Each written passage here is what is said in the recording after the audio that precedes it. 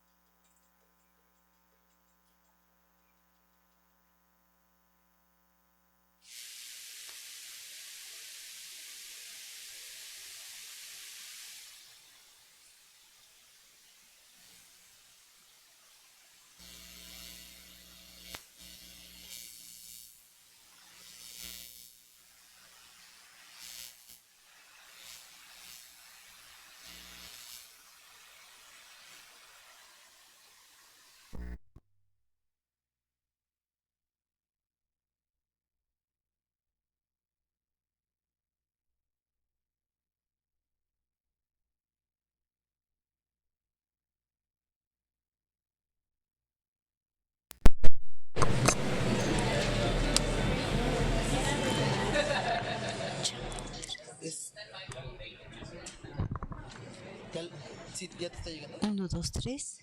Sí, te llega ya bien. Ok.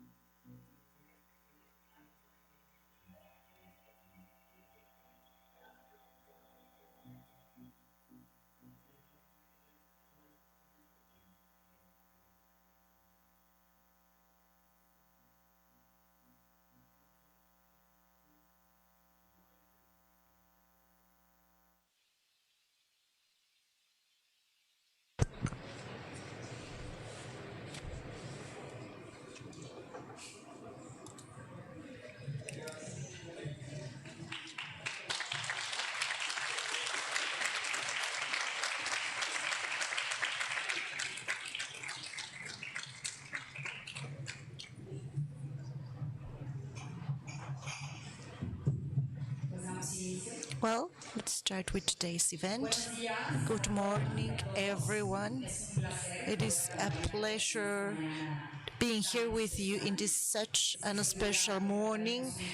I'm sure that we're going to cover a very interesting topic, international topic, with the help of a lot of experts in that matter and the representatives of the EU and also the Mexican government that will provide us with some opening remarks. My name is Fariba Gallardo. I'm the General Director of the Chamber of Commerce, Italian Chamber of Commerce in Mexico. So today we're going to deal with women empowerment for a greater participation in the commerce between Mexico and the EU. And these are times of celebration. I'm very glad to see a lot of women and to hear these conversations. So without further ado, I would like to welcome Mr. Maroš Šefčovič, Commerce Commissioner and Economic Security Commissioner of the EU. Please welcome him.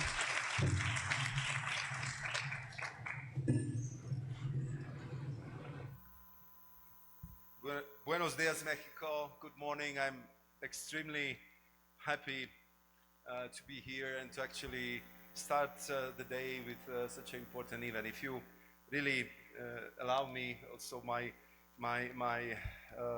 dear colleague Luis, to actually start with a quote you know very well. This was the quote when the first female president had her inauguration speech, and when Her Excellency Madame Claudia Sheinbaum said that I did not arrive alone.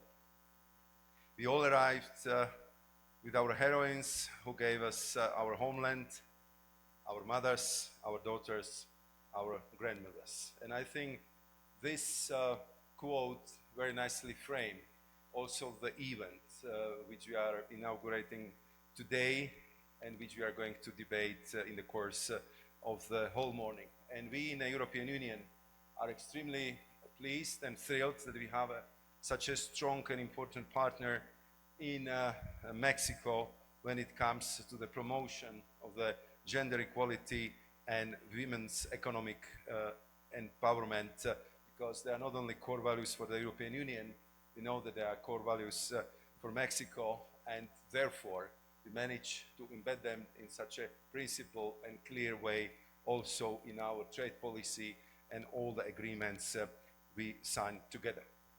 We just simply realized and concluded that we can do much more to address the issue which kind of accumulated over the years and resulted in underrepresentation of women in trade. And we have a common goal that this needs to be addressed and that simply this needs to be changed. We learned over the years that incorporating more women in the workforce and boosting women-led businesses in trade can help both our economy to become more productive and more resilient. And we know that this is the best way how to promote economic growth and diversification. When I was taking up my new job as a commissioner for trade and economic security, of course you have to go through a lot of papers, through a lot of statistics to prepare, to be ready to do this new job. And it was very clear first how much trade contributes to job creation, to economic stability, and to the boost of economic opportunities. For the European Union, almost half of our GDP, almost 50% of our $20 trillion economy depends in one way or another way on the trade. More than 30 million jobs in Europe is directly dependent on having good trading partners and being strong in this sector of the economy. And therefore, what we've been doing over the last year was to work closely with our partners to explore new opportunities, to seek new agreements, and to forge even stronger partnership with the partners we know so well. Therefore, the highest possible delegation from the European Union, when we have the president of the European Council, Antonio Costa, who, as I'm sure you know, speaks not only fluent Portuguese but also fluent Spanish, is here as representing all the heads of states and government of the European Union. Where my president of the Commission, Ursula von der Leyen, who is one of the strongest promoters of gender balance and appropriate place of women in a society and in trade, is co-leader of this delegation. And I have another female colleague, High Representative Vice President Kaja Kallas from Estonia, who is representing European foreign policy, and then myself with very strong delegations, just to make sure that we would use this today in the most efficient way, not only to forge and sign new modernized global trade agreement between Mexico and European Union, but also to look into the future, how Europe could be more complementary, more supportive of your big plans to make it among the top 10 economies in the world, which is one of the headlines of your Plan Mexico, which was proposed and presented when Madam President Claudia Sheinbaum was inaugurated into her office. Coming back to the topic of this morning discussion. I am the father of 2 daughters and a son. And my daughters are now 36 and 34. So I went through all the hoops and the loops, what the young ladies have to do to graduate, to have a good grades, to find a job, and to be the part of the workforce, and how happy the employers are to have them. And the same I can say about myself, because I'm privileged to work with a team where among my closest collaborators there are 17 ladies from 14 different nations of the European Union, and I know how reassuring it is that we spend the necessary time to discuss, to ponder, to look at all the things from all the angles to make sure that we have the best possible solution, which will be resilient, which will be fair, and which will bring the best possible result. Therefore, we are so proud that we have partners like Mexico to work together with us in the World Trade Organization, in the International Trade Center, just to bring these new optics, this new lens through which we can have this modern, forward, future looking outlook at how we can address all the issues you are going to discuss today. We are not only making the talks, we are definitely walking the talk, because we are mainstreaming these policies into our trade agreements, not only making sure that if you are signing free trade agreements, as we did over the last year with Indonesia, India, Australia, Chile, Kenya, Mercosur, New Zealand, now we are very happy to do it with Mexico, but also with all the partners who are benefiting for general system of preferences, that the gender equality, all the conventions of the International Labour Organization are properly respected, and we will be working together to make sure that they are not only in place, but they are properly used and implemented.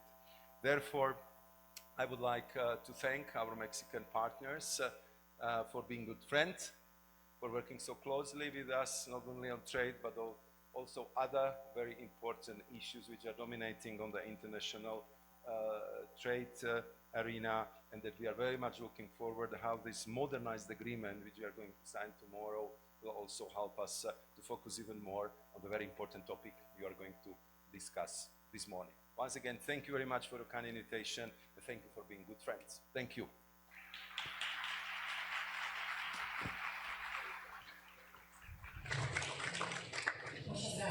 Thank you so much, Mr. Commissioner Sefcovic. Thank you for your great interest so that women are part and participate in the economy. Now, on behalf of the Secretary of Commerce in Mexico, please welcome Luis Rosendo Gutierrez, Undersecretary of Foreign Commerce. Please welcome him to the stage. Good Bueno, buenos días a todos. Antes que nada, Mar. You are very welcome here in Mexico on behalf of Marcelo Ebrard, Secretario de Economía of Mexico. You are very, very welcome with your team, with Paolo Garzotti and all the members of the negotiation team. You are very welcome and you are friends of Mexico. Thank you very much to be here. Me da mucho gusto estar aquí con ustedes. Very pleased to be here with you. I was just remembering that not so long ago that I haven't met with a lot of women, and I was thinking about Mother's Day. I remembered about Mother's Day events at school, and I'm very pleased that very shortly after Mother's Day, we can continue congratulating all working mothers, everyone here. And once again, congratulations on Mother's Day. That was 10 days ago. So, circling back to today's event, we're going to sign an essential agreement with Mexico, and we're modernizing our commercial agreement for a market of 450 million inhabitants, with one of the greatest GDP per capita in the world. And this means a huge entering in the market and a huge boost in exports and imports, and also our relationship in investments from Germany, Netherlands, Spain, France are essential for our daily economy, and that's what we're celebrating, that tomorrow we're going to modernize an agreement. We're going to sign a modernized agreement where we're going to state that all the manufacturing products and agricultural products are going to start being exported to Europe with no tariffs. In today's world, where everyone is discussing a new protectionism paradigm, Mexico and the EU are signing an agreement to defend trade. This is not only a good economic idea, but also it's a good idea to continue strengthening the relationships towards a common goal. And this trade agreement wouldn't be complete without women. The role of women is not just a trend, you know? We're not talking that tomorrow Underlayer is going to sign with Madam President Claudia Sheinbaum. We're not just talking about a social revolution. We're talking about the role of women being an essential catalyst in terms of economics in our country. We're talking about more than 300 million women in Europe and Mexico. In Mexico, we have around 65 million women, and in Europe, we have around 230 million women. And this is a pillar for our economy, especially for Mexico, where our demographics are plummeting, and the way we are going to compensate this in our country is by incorporating this important economic sector of our demographics, which is women. And in this sense, the work participation of women needs to increase. Currently, it's 45%, and in Europe, it's 64%, and we need to match that level of participation. And in Chapter 27, which is going to be signed tomorrow, where we cover gender equality and women empowerment, it is essential not only for our reivindicating agenda for women, socially speaking, but also as an essential part for our economic growth. Chapter 27 has very important issues to boost participation for women in Mexico and Europe, especially for SMEs, small and medium enterprises, digital trade, and also international cooperation. And basic basically, these are the 4 aspects that we're going to start working with women from Mexico and Europe. And that's why today we're celebrating this event. Thank you to the delegation from Europe. Maros, thank you for being in Mexico. And just to close my participation, these modernized globalization agreements has to do not only with economic and trades, but this represents huge opportunities for the women in Mexico. Thank you so much. Thank you so much, Undersecretary. This data that you provided us with confirm the importance of the role of women in trade and Mexican economy. I would like to invite you to stand to take a photo, please.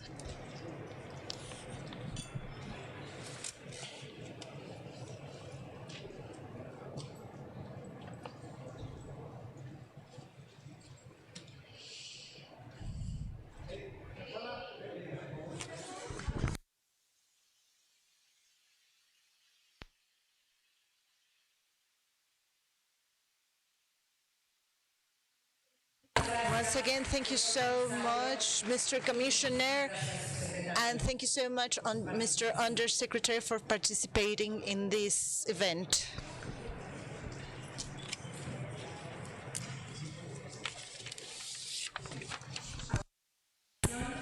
Now I would like to invite our first panel. Please welcome our panelists to the stage and the moderator as well, please.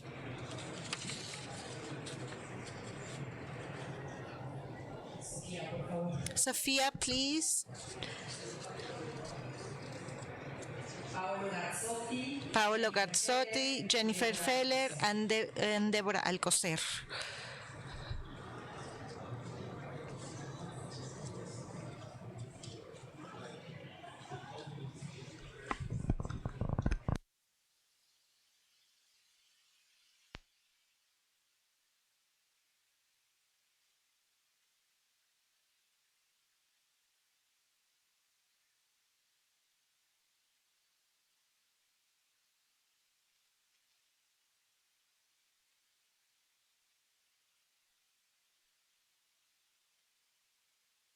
Jennifer?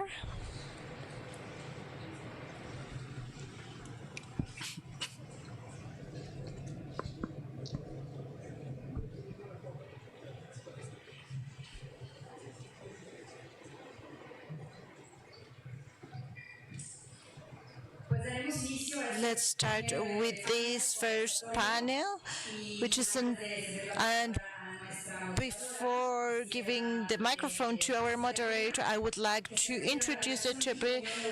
This is the relationship Mexico-the UE, inclusive trade and gender equality, where Paolo Gazzotti, negotiator of the Global Modernized Agreement, EU-Mexico from the General Direction of Trade and Economic Security of the EU. Please also welcome Jennifer Pellen, a special advisor of the Secretariat of Foreign Relationships in subject matter of human rights and gender equality from the Foreign Affairs Ministry of Mexico, and Deborah Alcocer Delano, head of the Commercial Negotiations Unity, both international for the Ministry of Economy for Mexico. So, and Sofia Ramirez, our moderator, please take the stage. Thank you so much. Thank you for having invited me into this event. As an economist in this forum, the most important thing is that we're trying to measure the participation of women, the investors, to assess all the data, and this is very fascinating. So now let's move on directly to our dialogue to continue respecting the time of everyone. Thank you, Paolo, Jennifer, and Deborah. We're going to have first 2 rounds and then a closing round. I would like to know about your initial opinions. Let's start with our invitee, Paolo Garzotti. Thank you so much. I'm going to speak in English due to my introduction, and then I can answer the questions in Spanish or Italian, if you like. Un placer por mí de ser aquí sobre este podio. Being here with you in this panel with Deborah and Jennifer, 2 women that are very important and have helped a lot with the image of Mexico in terms of foreign trade. We had just a breakfast with the commissioner, with the industries, with the businesses, and on our table we had 16 men and 2 women, and that's not good. What we would like to achieve in the future in all the spaces where we're discussing trade, we would like to have panels such as this or conversations like the ones we're going to have this evening. That gender equality and women's economic empowerment is a priority for the European Commission, not just for trade. This is something that we do across the board. It's not only a matter of value, but as the Commissioner said, it's a matter of economics, as Luis Rosendo, the Secretary, said.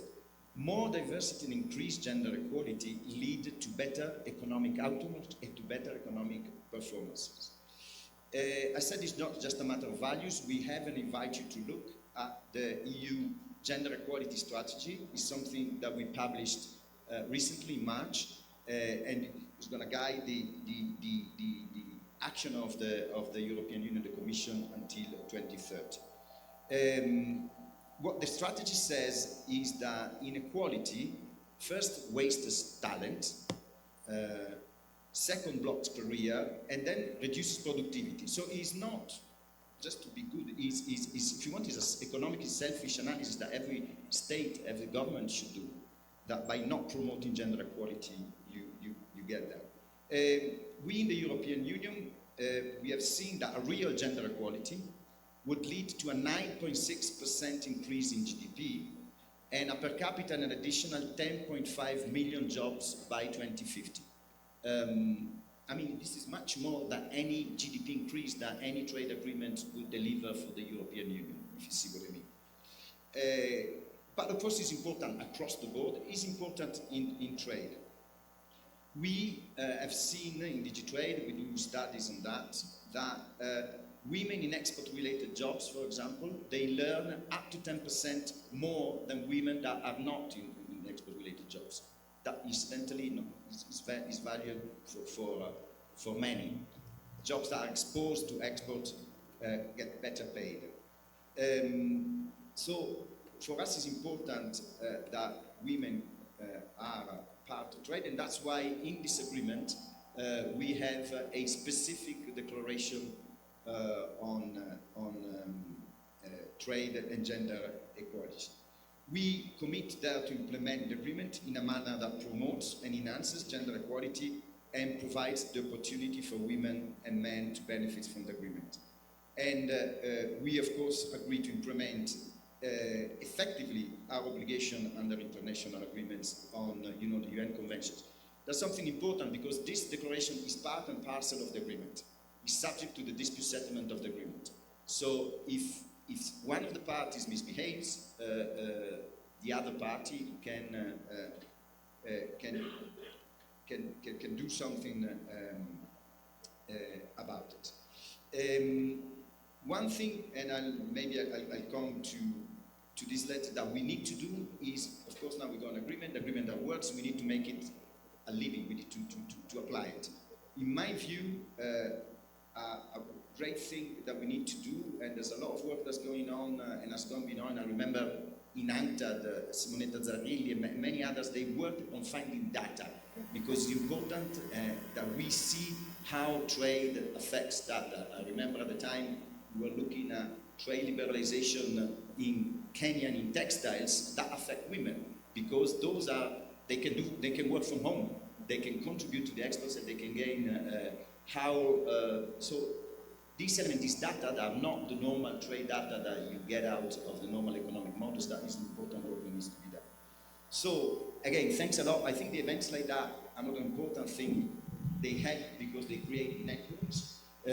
We start talking about this, expectations are created, and is a push to our decision makers to make sure that they take this issue into account. As I say, not because it's a value we live in, but because it's something that's going to be good for our economies. So no, don't leave the micro. Taking advantage that you're already talking about this, I would like to add a question. In a nutshell, how or why should we think of gender equality as a competitiveness and growth issue? Like very short, but very important to know about this. Sí, un poquito lo que ya decía, gender equality es importante por traer de la economía, porque si no ponemos las mujeres al mismo nivel de oportunidades, de empleo, de pago a nivel. About the payment, we are going to be losing half of the population. I don't know how to say this, but this is like self-injuring an economy just because of prejudices or because of practices, and in some cases also because of laws. There are countries in the world where a woman cannot have access to some services. There are some countries where women cannot have an account in the bank or participate in the commerce. If I want to do something like this, I have to ask my husband or my son or somebody else. Of course, there is a value on this, and there is an important value too, because according to the gender equality practice in the European Union established it as a right, and we know that this is an important part of the agreement, but this is something very selfish. This is something we have to do. And if we provide this opportunity to everybody, women and men, to participate in the commerce, clearly we are going to have this 6% increase in the forthcoming 10 years. And also, it's what women can do. What can they provide to the economy through their participation in the commerce, as well as men? Deborah, your first 3 or 5 minutes that you would like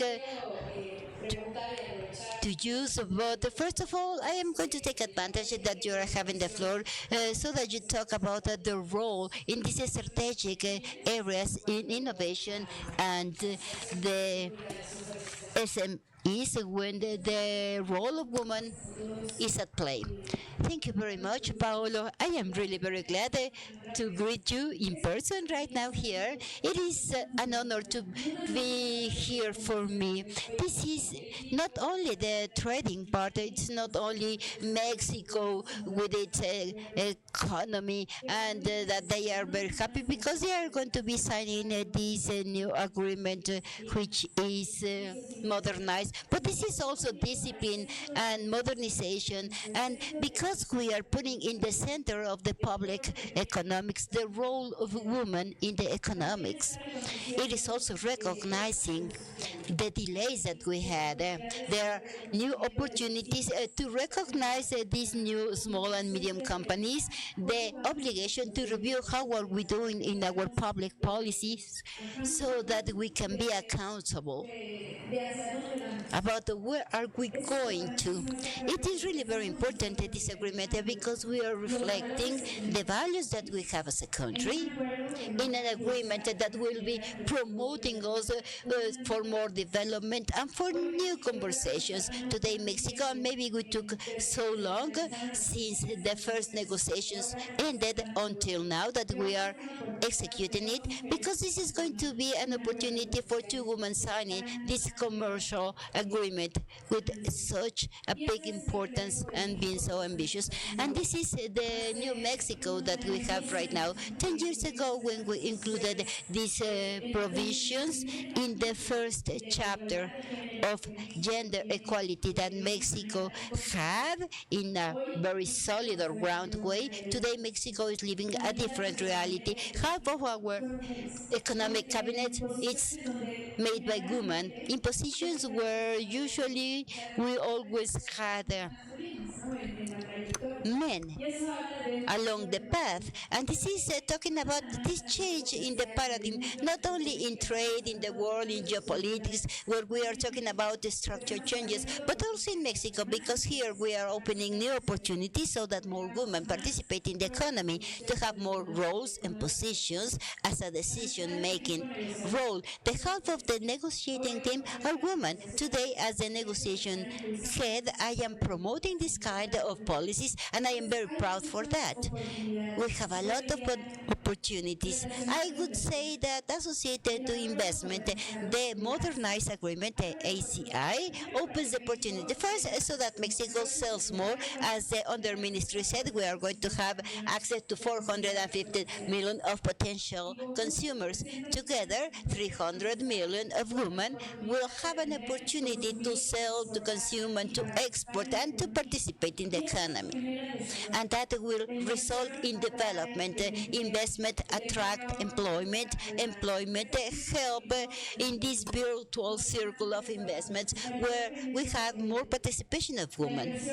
And investment will not result in inclusion from one day to the next one, but it opens the opportunity for more opportunities for women so that they can participate through training, to the STEM encouragement, so that we have more women participating in the different sectors of the economy. And the commercial agreement with the European Union opens this potential, not only for women, for exporting women, or for business women, or for women participating at different levels in the government, so that they can participate in a more inclusive way and in a more integral way.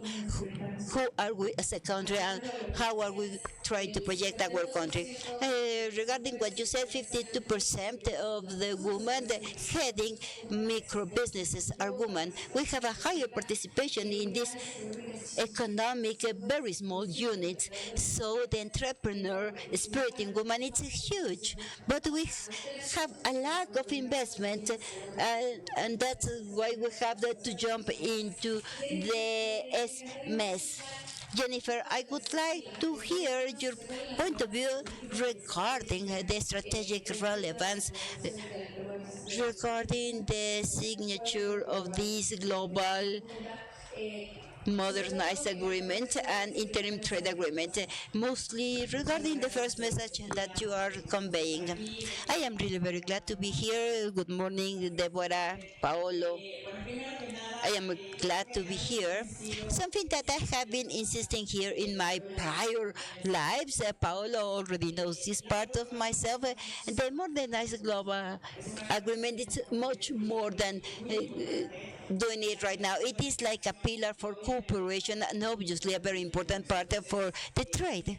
So whenever somebody says I think that we are reducing this to something that is not only moving products from one place to another one in the ocean, but a commitment that was adopted since the year 2000, with a deeper relationship with the European community, and now we are encouraging it with this agreement we had in 2009, and we have this part for women where we are discussing some topics associated to public policies and about what kind of economies we want. Everybody knows that the international trade for a long time was observed through a magnifying glass about opening markets and competitivities, but we never stop to think about the inequalities that are created by trade, which are the opportunities that are created for sectors such as women and the different sectors within women, not only women as a whole, but all the diversity of women. So this point of view about the woman is also very, very important, because it is not only talking about how many women are in very high roles in the private sector, because sometimes people think that the public sector has more women, but it's not about this. It's about creating new public policies that may help us. For example, Sofia was talking about the high participation of women in the SMS, but right now women are facing barriers, for example, financing, challenges regarding credibility, even how they are treated regarding access to different benefits. And this goes together with other structural obstacles, such as an unbalanced load, taking care of the family, because the women are still taking care of children, old, elderly, and to do everything in the same time. There is something very important that derives from this global modernized agreement, which are a set of things that we are committed to do.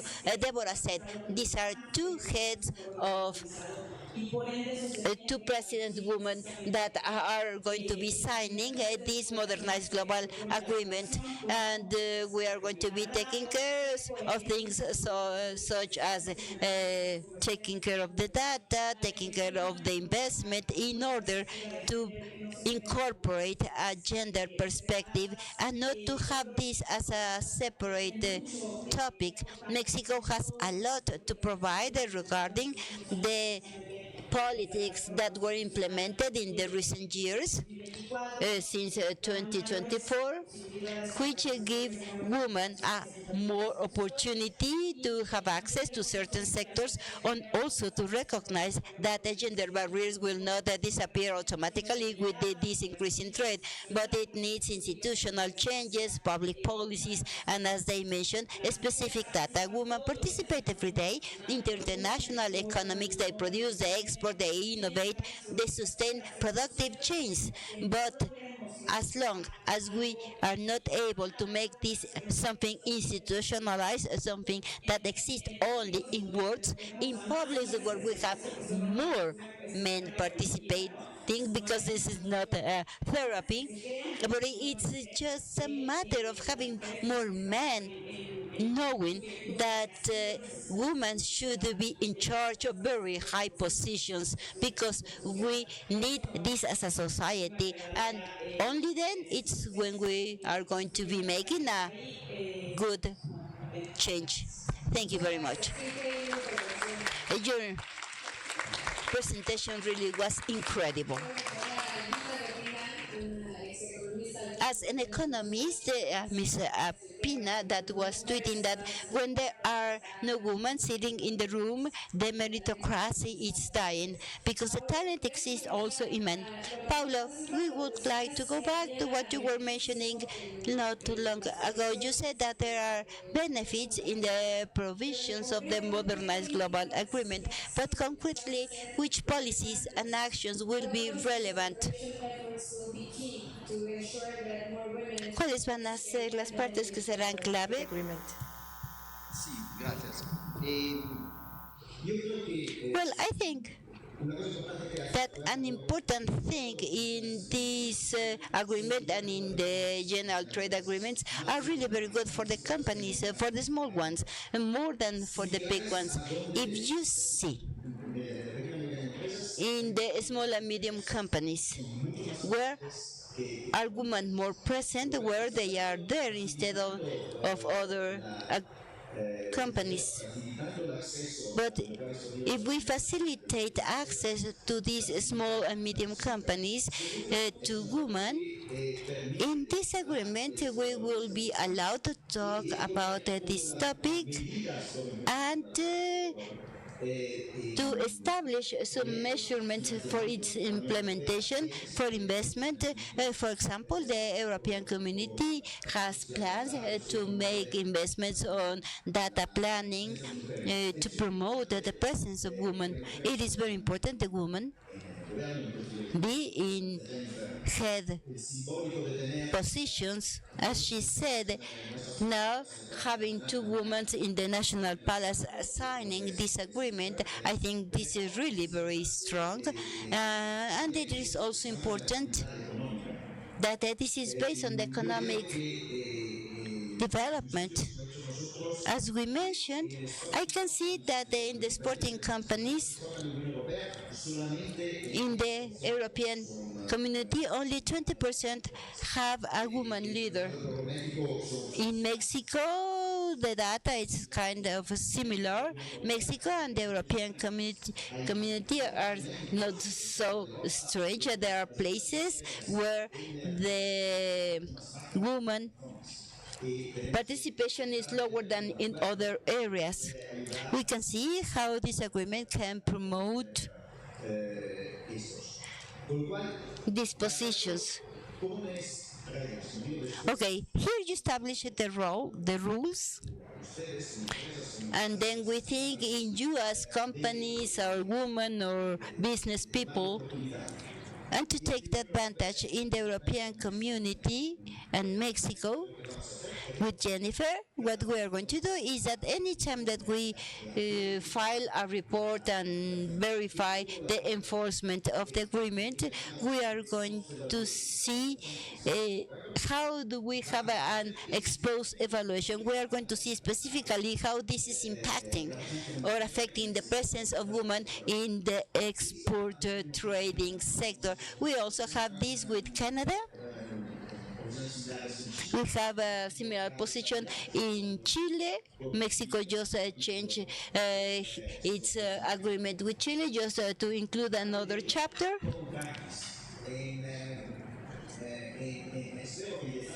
Maybe I hope that in 10 years there will be no need to execute these agreements, because we are going to see that this gender equality will be something normal, something that has to be taken into consideration in the analysis. For me, this is the most important part. And then everything benefiting small companies, companies with more difficulties. How can we see that the companies where women are the leaders or where they work are exporting? Deborah, retaking what Paulo said about the geography, that we are similar in some things but not in everything. I think that it is important that in this world where we are relocating the supply chains, what are the measures required to integrate more women in trade, mostly in a country such as Mexico, where we have this disparity in the labor participation of women? I think there are a lot of opportunities. First, Mexico is thinking about to get reset in this economic global environment where we are talking about a more efficient trade change, but not only that, but more resilient, where we can have this alliance to promote more growth. Here we have to continue promoting the updating or the modernization, because it is not for the actual commerce, but in the future commerce. How can we be more competitive? Digital commerce, manufacturing, where is the world leading to? And within these opportunities, we have to get more opportunities at regional and local level, where we can put our companies of any size, but especially the small and medium companies, so that they can be in the global trade change and to be part of the international commerce. Only the companies participating in commerce can earn more and can and promoting this is going to be very important. There are sectors that in the trade environment are getting more opportunities where they had access to all the industrial goods, but although you can see the participation of Mexico in the European exports, and you say we are so competitive in so many sectors, such as manufacturing, but also in agro industry, and we must continue improving this. It's just a matter of finding the new opportunities. The sectors that are growing, this is beyond a doubt, but when we talk about the agro industry, which is one of the biggest beneficiaries of opening to this trade, we are opening new opportunities that we didn't have in the past, or opportunities to facilitate the trade, to make it more expedited, to make it more resilient, more important. So just to conclude, I would say, okay, we have opportunities to be inserted in the global change. There is an opportunity for SMS participate, and also I like what Paolo said.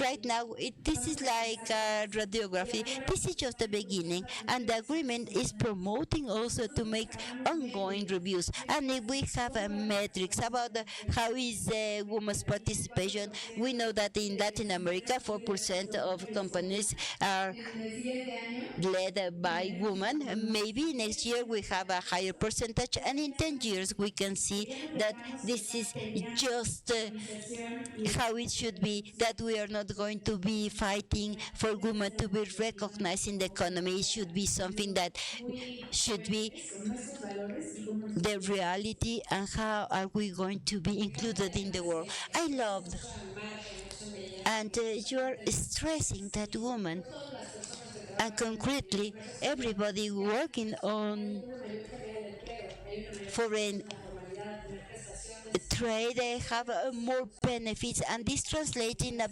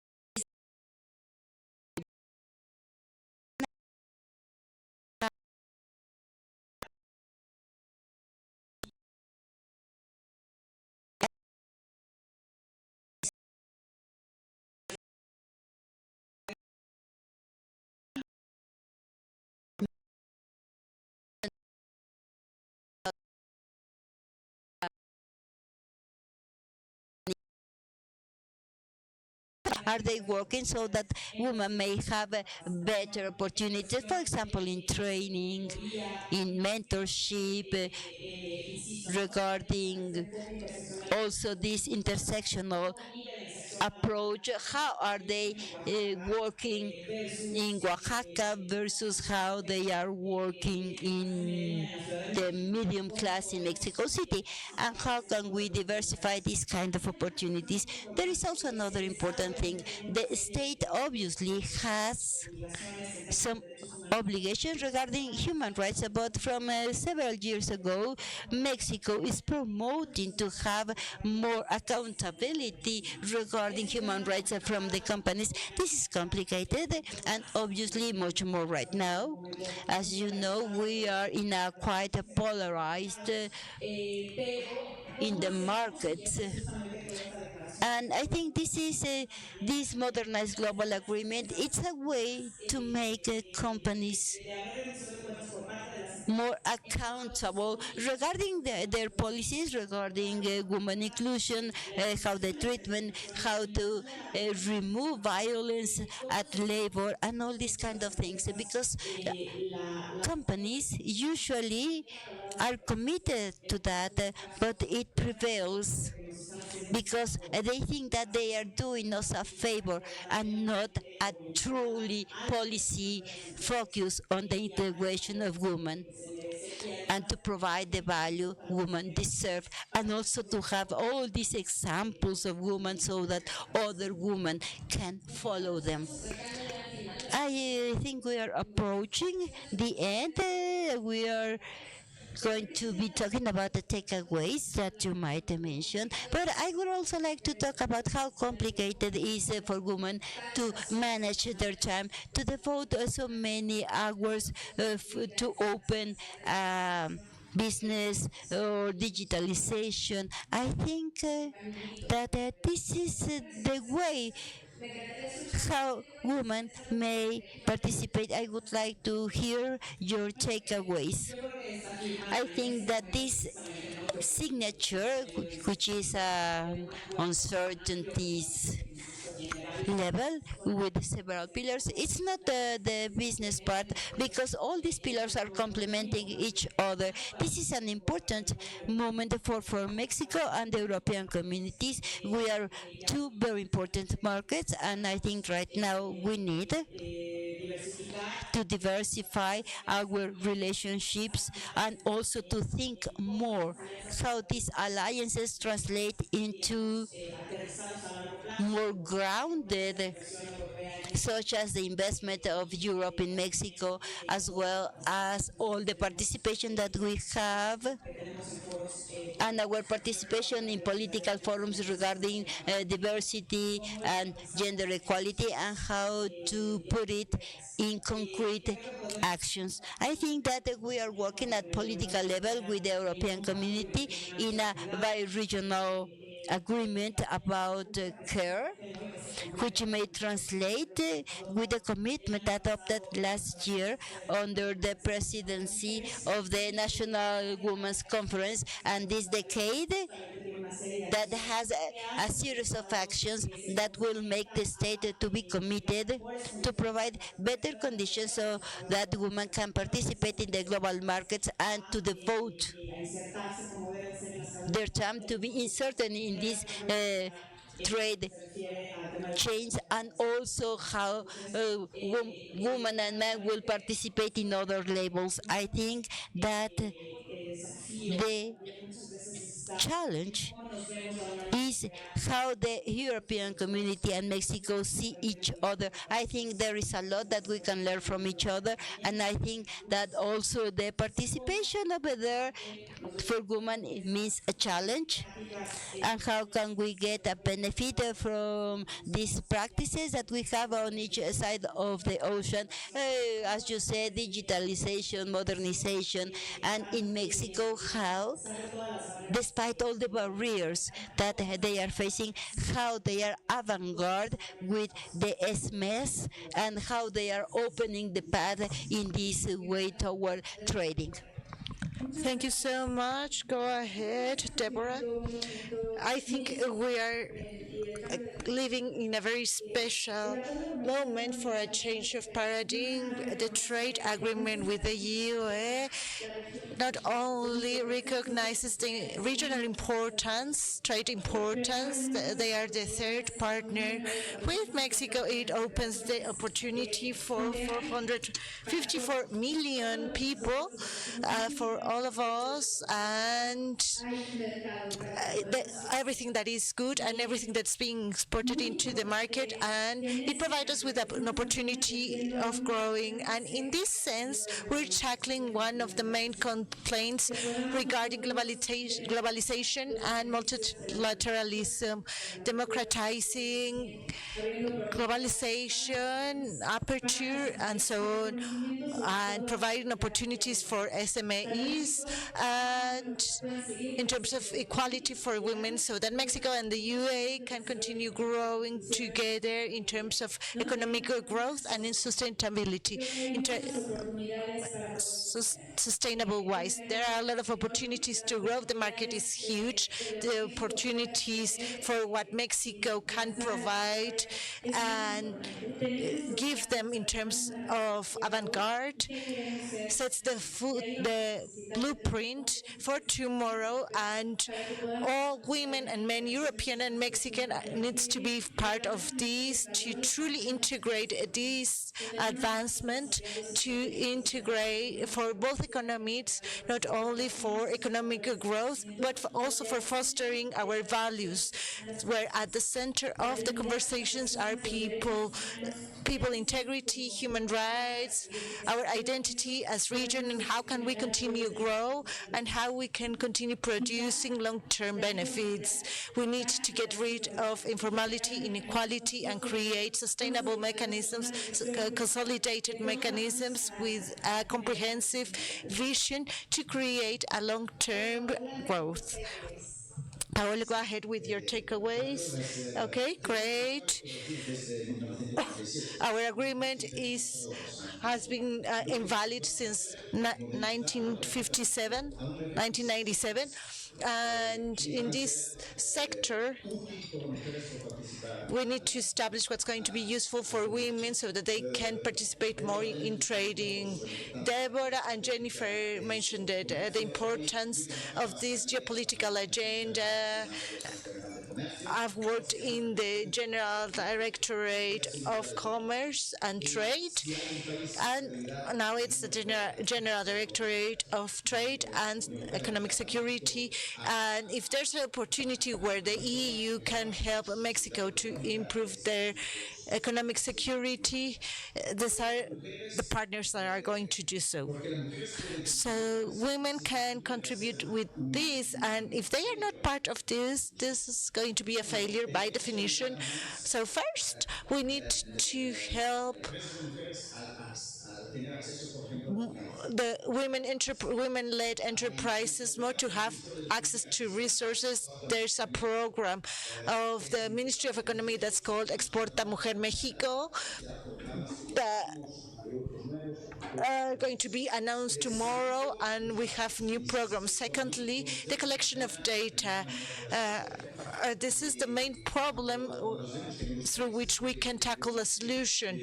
So with OECD and with the SMEs, we had a problem of participation of women in Mexico, and this is very severe. And in terms of services, I would like to add to what Jennifer and Deborah mentioned. Sometimes women work more at home.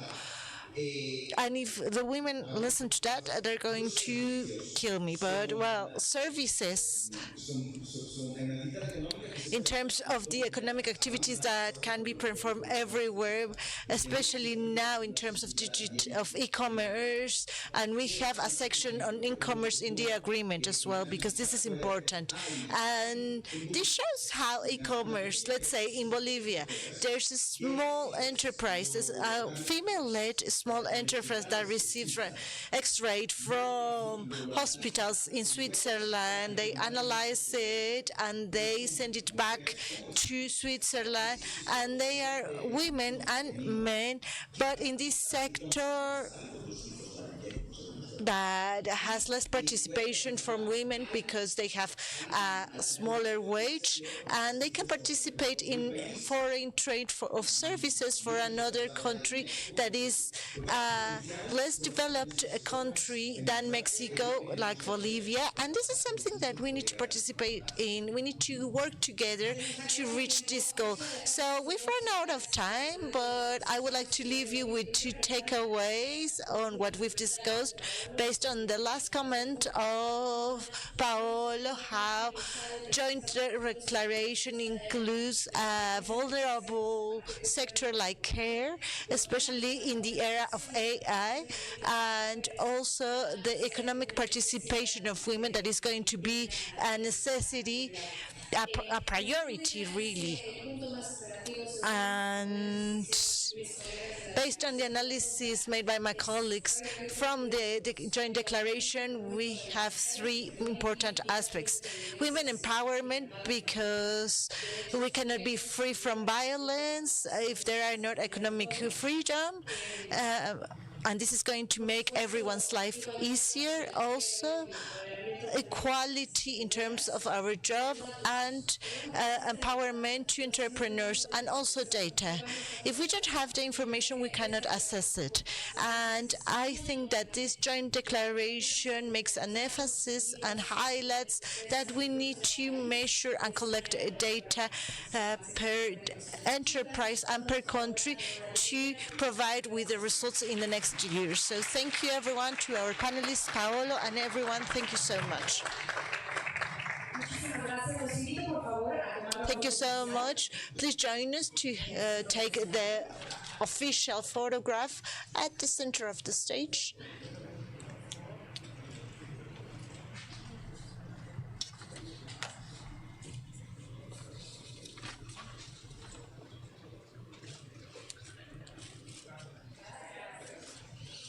Thank you so much once again, Paolo Garzotti, Jennifer Feller, Deborah Alcocer, and Sofia Ramirez for these interventions. And now it's a pleasure to welcome Mexico and to this event, Mrs. Jane Korinek, Senior Analyst on Economics from the Division of Commercial Policy of OECD, and she's going to provide us with a panel entitled Global Panorama on Women Participation in Trade. Please give her a round of applause. Okay, perfecto. Good morning. Thank you for that introduction. And what an honor to be here to celebrate this modernized trade agreement between the European Union and Mexico, and in particular, the joint declaration on trade and gender equality. I'd like to start my presentation by putting a little bit of context to this joint declaration and some of the provisions in the modernized trade agreement, in particular that have to do with women in trade. And many of these milestones are mentioned in the joint declaration and in the trade agreement. So, one major milestone in this area is the 2017 Buenos Aires Declaration on Trade and Women's Economic Empowerment that was signed by 160 countries in the margins of the WTO ministerial meeting. And that led to, in 2020, the creation of the WTO Informal Working Group on Trade and Gender. There are many other treaties and conventions that have been signed over the years to increase gender equality or try to close those gaps between men and women.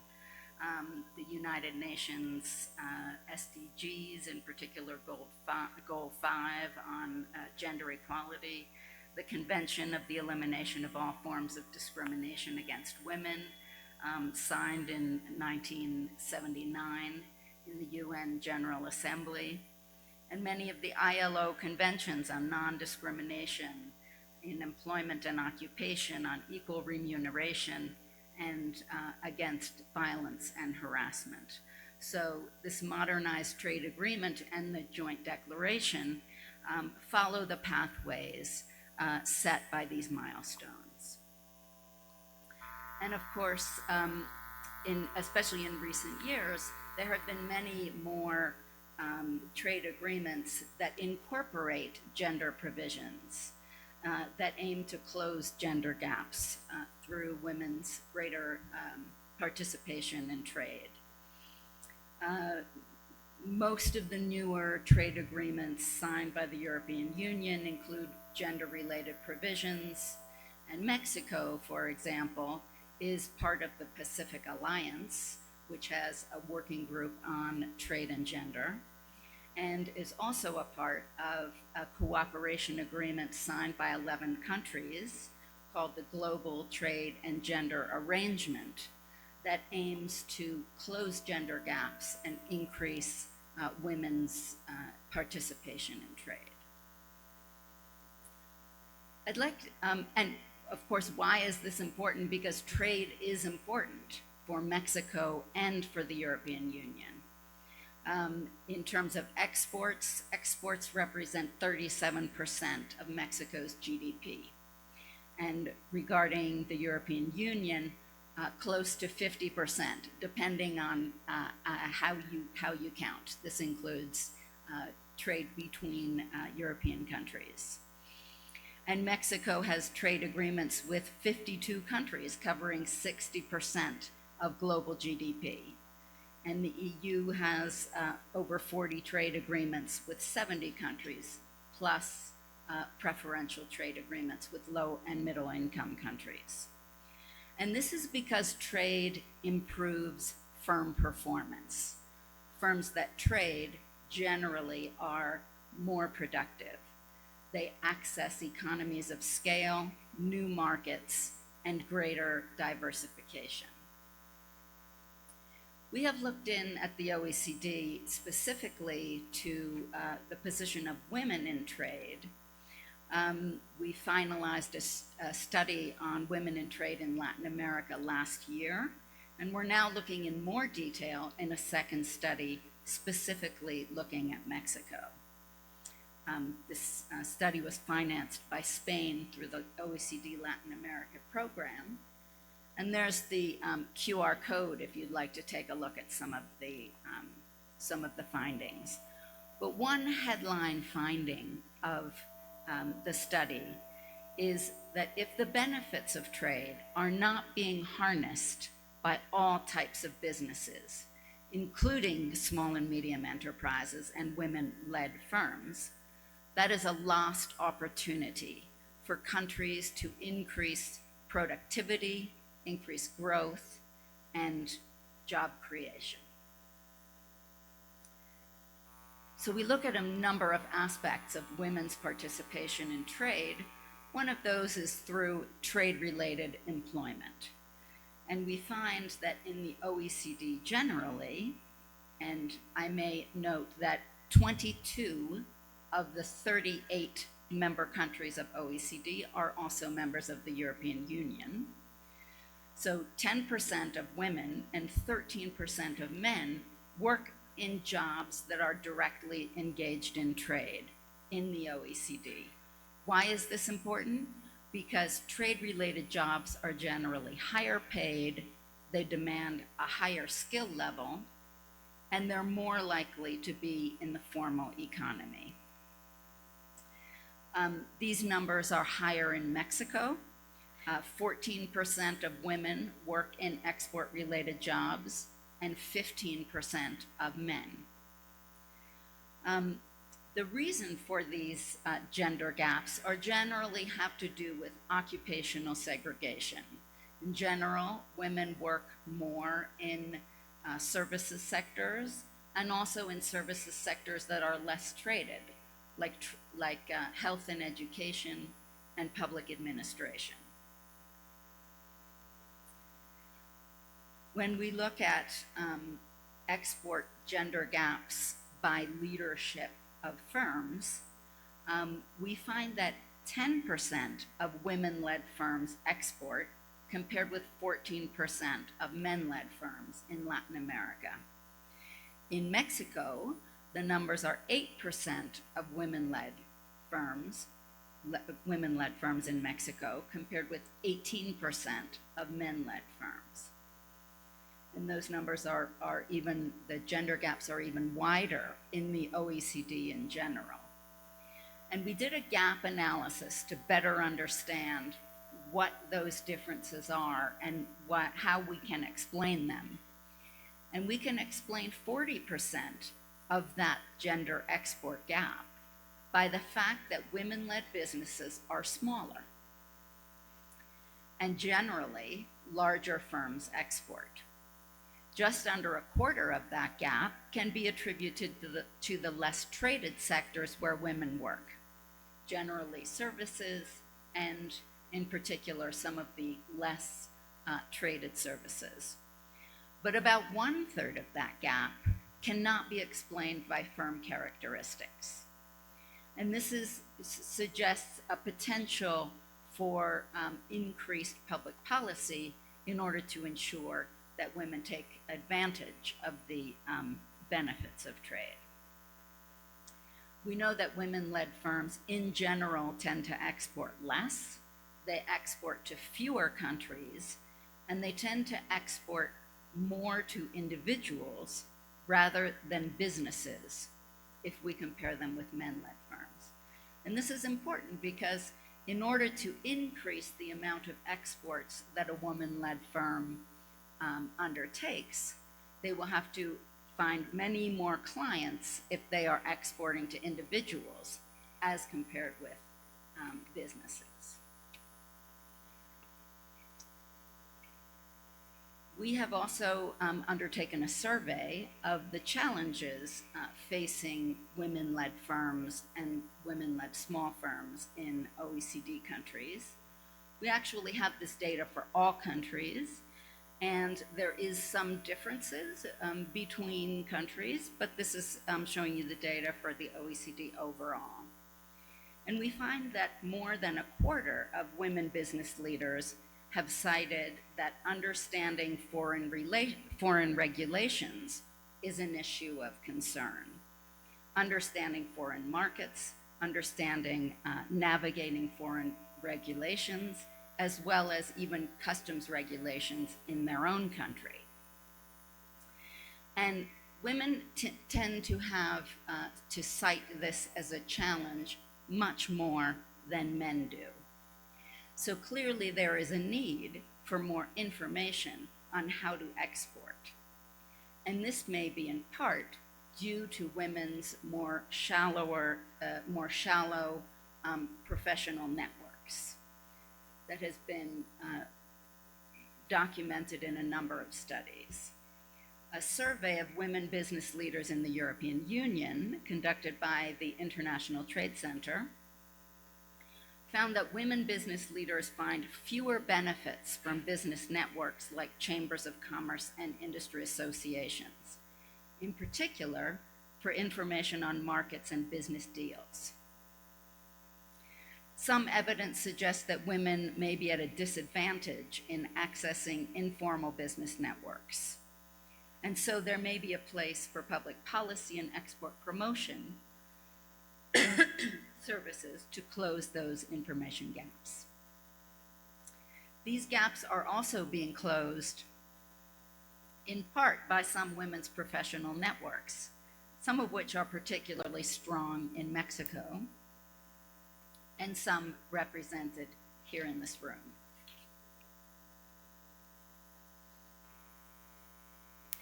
One policy setting that is particularly important for smaller firms that do not have the resources to navigate complicated border procedures are trade facilitation reforms. That means the nuts and bolts of getting across borders.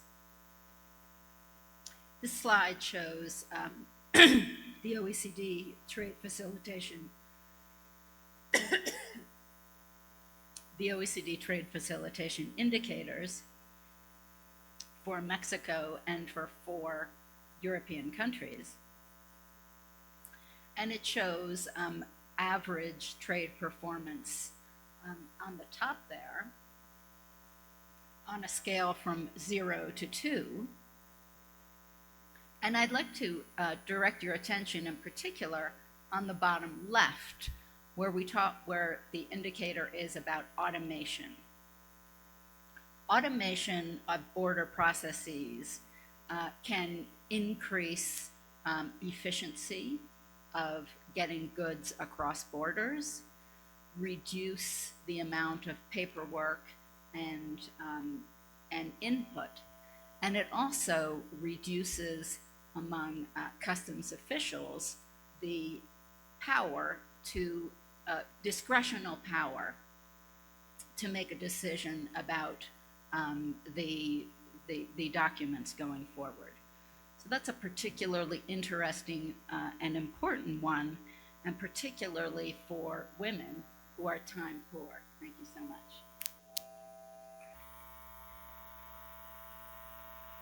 It's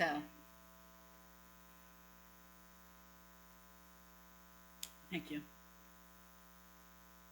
That dry air on the airplanes is just a killer. Automation is a particularly important one for small businesses and for women who are time poor due to all the unpaid responsibilities that they have at home. And Mexico has recently increased the automation of its border procedures in this way. And I'd like to draw your attention to one additional aspect that was also covered in the previous panel, and that is the importance of gender differentiated trade data. This is specifically stated as one area of future work in the joint declaration in the Modernized Trade Agreement. And this is key for more granular and targeted policy making. The work that we do at the OECD, such as the Trade and Gender Review, increases that evidence base. We have worked in the region with different countries as well as the UN ECLAC. And we have actually produced a paper on data methodologies and the types of analysis that they allow that is coming out in the next quarter. Happy to share that with the European Commission and with the Mexican government and support their efforts in this area that are written into the Modernized Trade Agreement.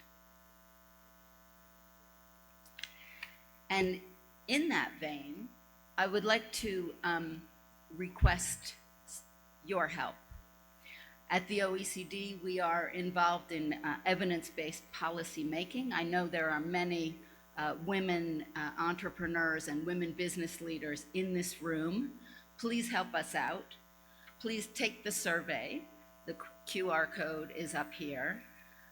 This survey, which looks at the challenges faced by women business leaders in trade and in growing their businesses, will help us with more granular data and more granular analysis, and therefore more targeted and informed policies in this area.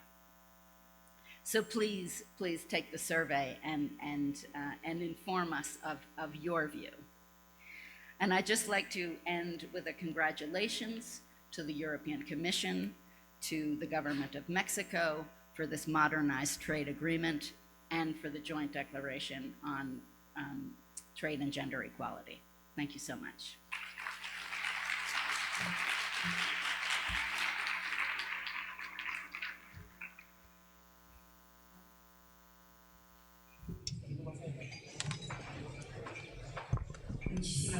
Thank you so much, Ms. Jane Korinek. You covered very important data where Mexico was located and what's missing in our efforts.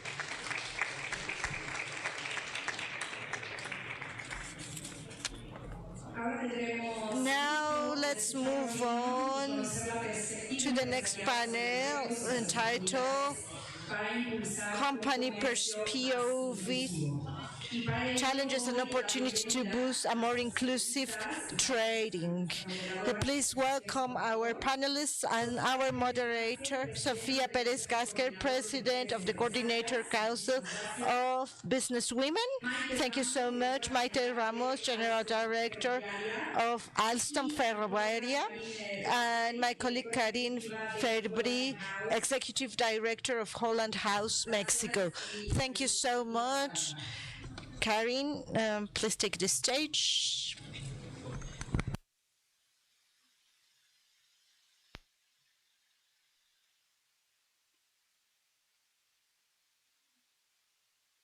Good morning, everyone.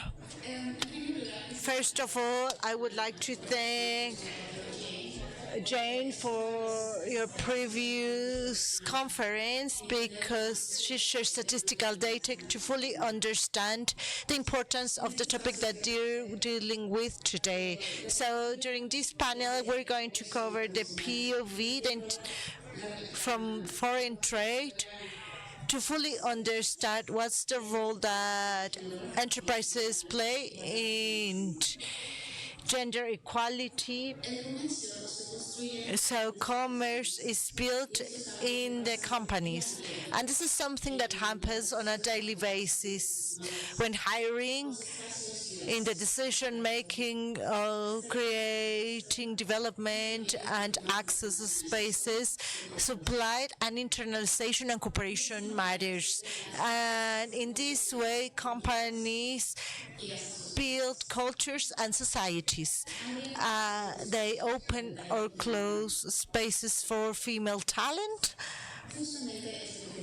and that's why we want to cover today what we have achieved in enterprises for gender inclusion, what's missing, what are the main challenges that we're facing, and what are the opportunities that we have to accelerate this process. In this panel, I would like to introduce Sofia Perez Casque, President of the Coordinator Council of Business Women. We've been chatting, and she mentioned that she founded her first company 17 years ago, and a couple of years ago she was appointed from Forbes as one of the most powerful women in Mexico, and your story is very inspiring, and you help a lot of women to create new businesses and to make them grow. So welcome, Sofia. And Maite Ramos, she's the General Director of Alstom Ferroviaria, which is a French company, and she has had a lot of experience in a men-led environment, and this company is in charge of the operations of the Tren Maya. Now, having introduced you, I would like to ask you, based on your experience, where have we had true progress in women participations, especially in terms of foreign trade between Mexico and the EU? What are the main challenges, and what are the main opportunities in this sense?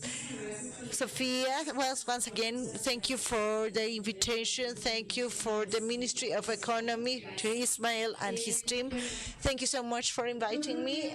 And currently, one of the main challenges is to stop looking to trade as a tangible thing.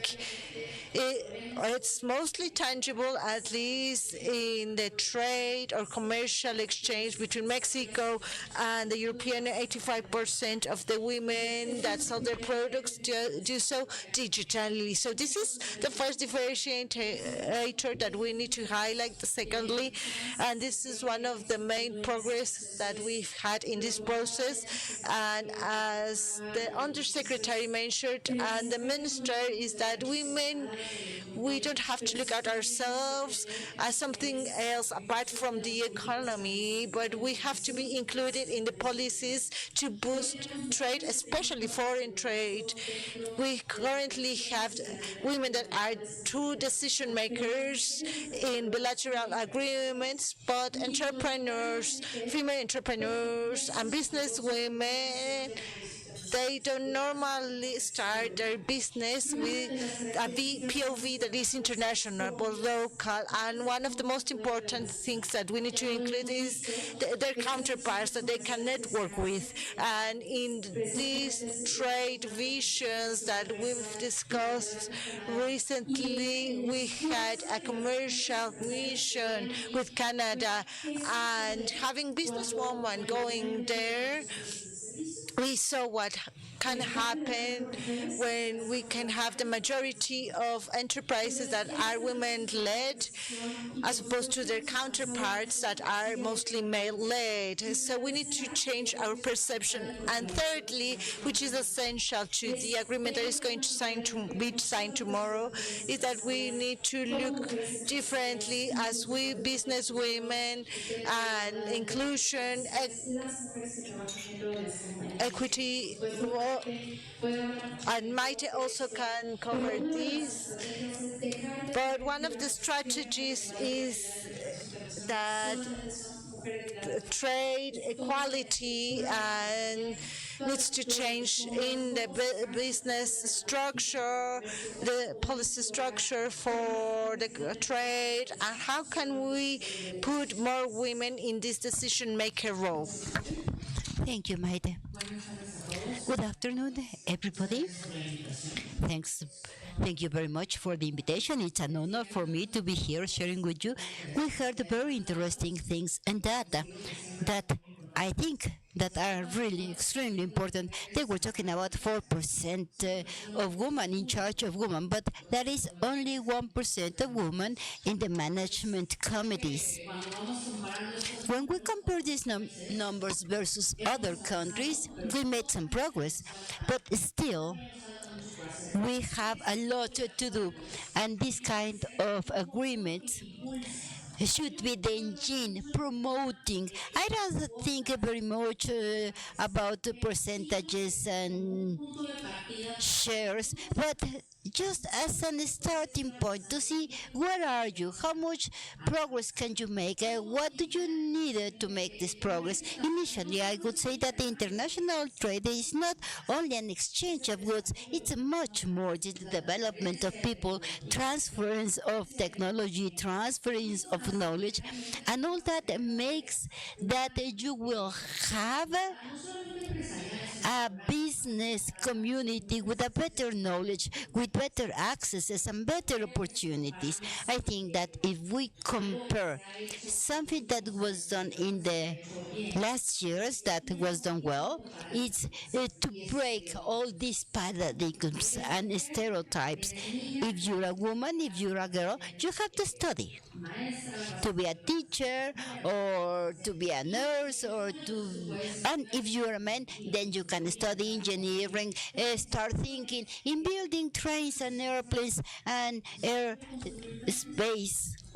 But what about if I want to build a train as a woman? These paradigms that are associated to the education starting at home, how do we educate, we as mothers, our children? Because that man who is in human resources right now, that when you go for an interview, he asks, how many children do you have? 3. Who's going to be taking care of them? Because I've never seen that my husband was asked about that human resources man was educated by a woman.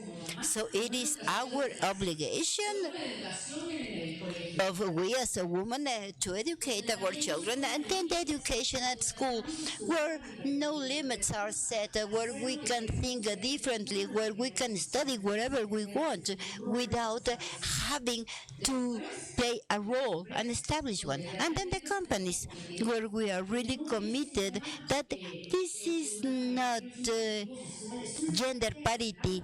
This is a market strategy. The more diversity, the more women we have, not only men and women, but people thinking differently, you will have a competitive advantage which is better than the one of your competitor, because you will have different ways to talk about your product, your strategy. And fourth, public policies.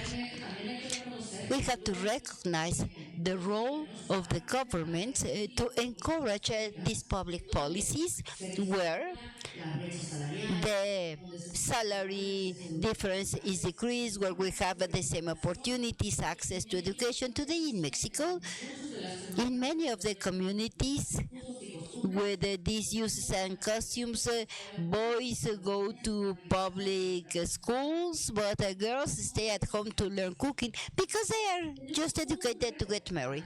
This is a whole challenge, both in the family, in the school, in the company, and in the government. I think what you're saying is really true. It's also important to recognize the progresses that we have seen. And just simply thinking who are the leaders of Mexico and the European Union, of course there are some progresses made. Maite, I have a question. Are there some measures adopted in the company that you represent along your labor route to help you to reach the role where you are right now? Yes, of course, education, education, education, and training. I was really very lucky because I had over there women that supported me, and I also believe in coaching and mentoring to help all the generations coming after us.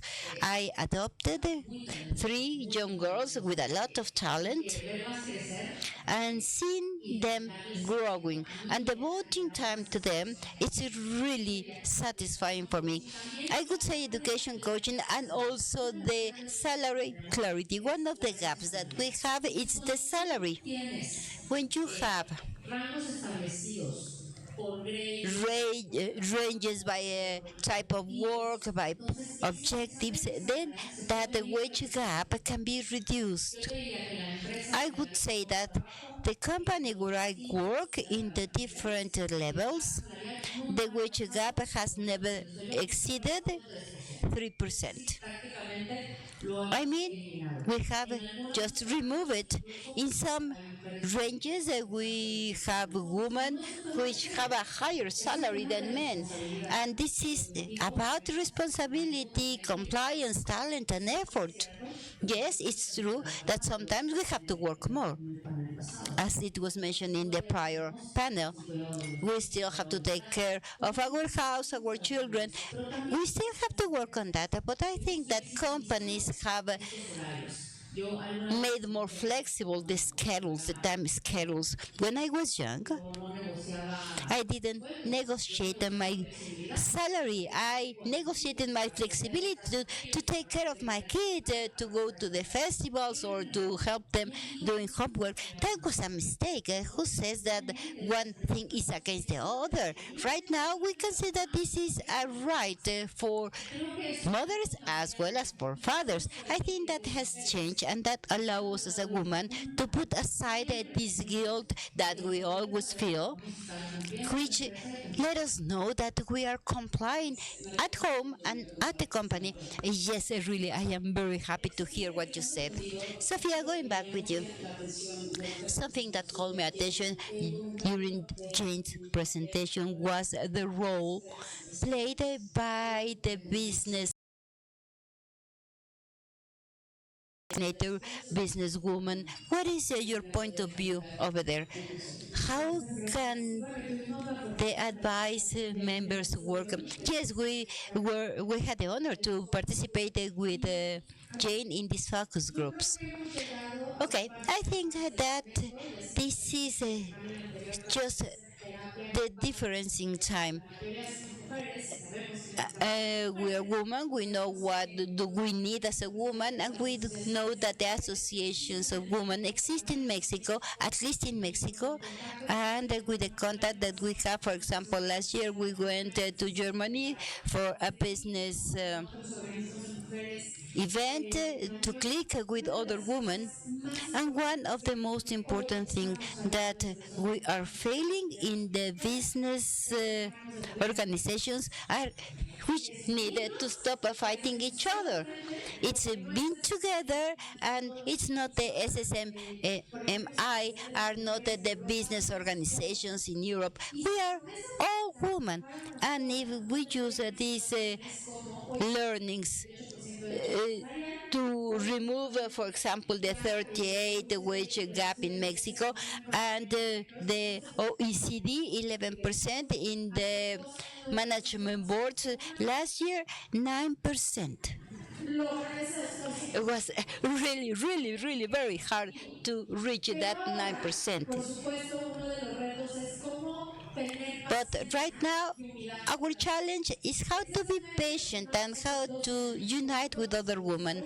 So we started this 2 years ago. And it means having women at the decision-making level in Mexico. It took us 2 years to work in the structure in order to change the purchasing policies. It took 12 years to have 32 women in the investment committees with Mr. Ebrard ministry, who are presidents and under presidents who have been pushing other women. And it was also really very hard with Altagracia Gomez Serra to have a woman. So it's about the patient and to stop wearing these labels of these committees. I'm not going to be talking about these entities guided by men. That's a huge challenge.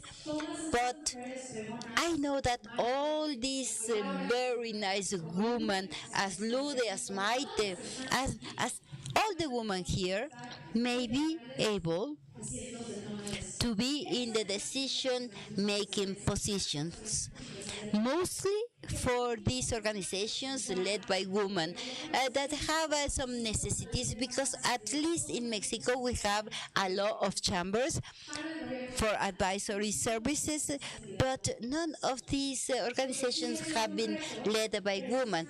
It is still a challenge. It is about unity, patience, and to let that all these spaces can be built in order to continue pursuing, because with this patience we are going to be successful.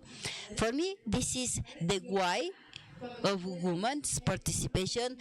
And the first thing I said when I became president, I say, I hope that SMS stop the CCM stop existing, because we need this kind of women in all over the places, not only in the CCM. I think that your message is wide accepted. I hope that we can say something very similar about this forum.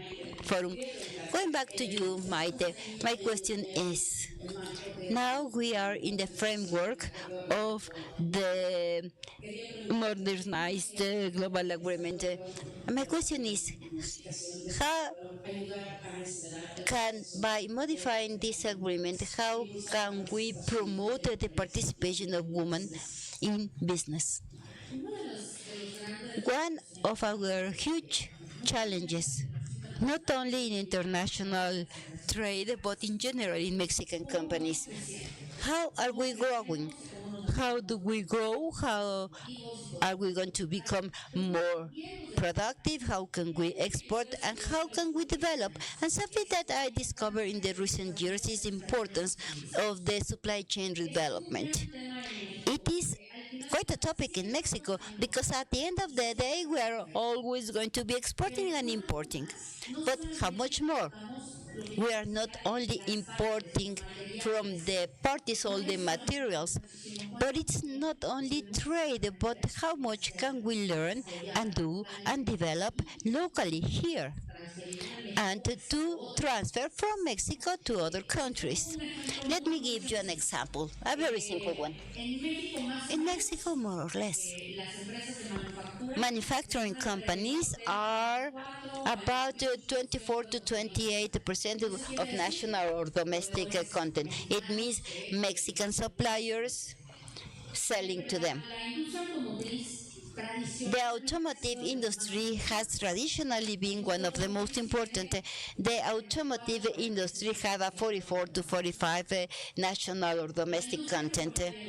The railroad industry in the last 5 years, we made a huge effort to develop this supply chain, and we reached a 76% of domestic content. Why is this important? Because development do not stay in the big companies. And this is what Sofia was saying. How can you provide more opening so that the textile is mass companies? It's something that we have developed of textiles made by Mexican hands, Mexican women, certified by the railroad companies, which are part of a train. But can you imagine? Maybe tomorrow we are going to have all these European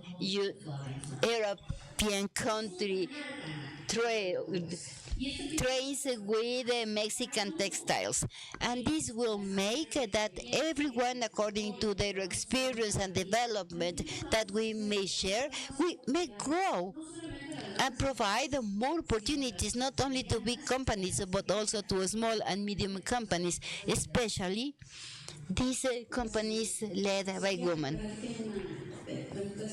I have a similar question for you. You were talking about the collaboration among women, how we must support each other in the context of this modernization of this agreement between Mexico and the European community. Do you think that it will be done here too? Yes. The answer is yes. But how to be in these decision-making roles? Something I've learned.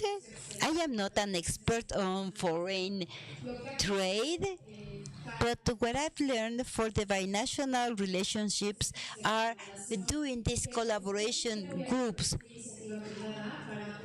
with the participation of the government and the private entities in order to provide ideas that may be made, that may be followed up for important topics, and of course the participation of executive or business women in the decision-making level of the country. A proposal and one of the big strategies of this advisory board should be having business women from both countries, to have the Ministry of Economy and also the Ministry of Economy from the UN, stating how do we consider trade, but concretely, because Maite said, how can we remove this obstacle from going to one country to another? Okay, in Mexico we are working in the big companies and the producing companies, but how can we make that all the women willing to go over there or from there to here find no obstacle? And this can only be made at the decision-making table. Because I repeat, this is not to drink coffee, this is decision-making.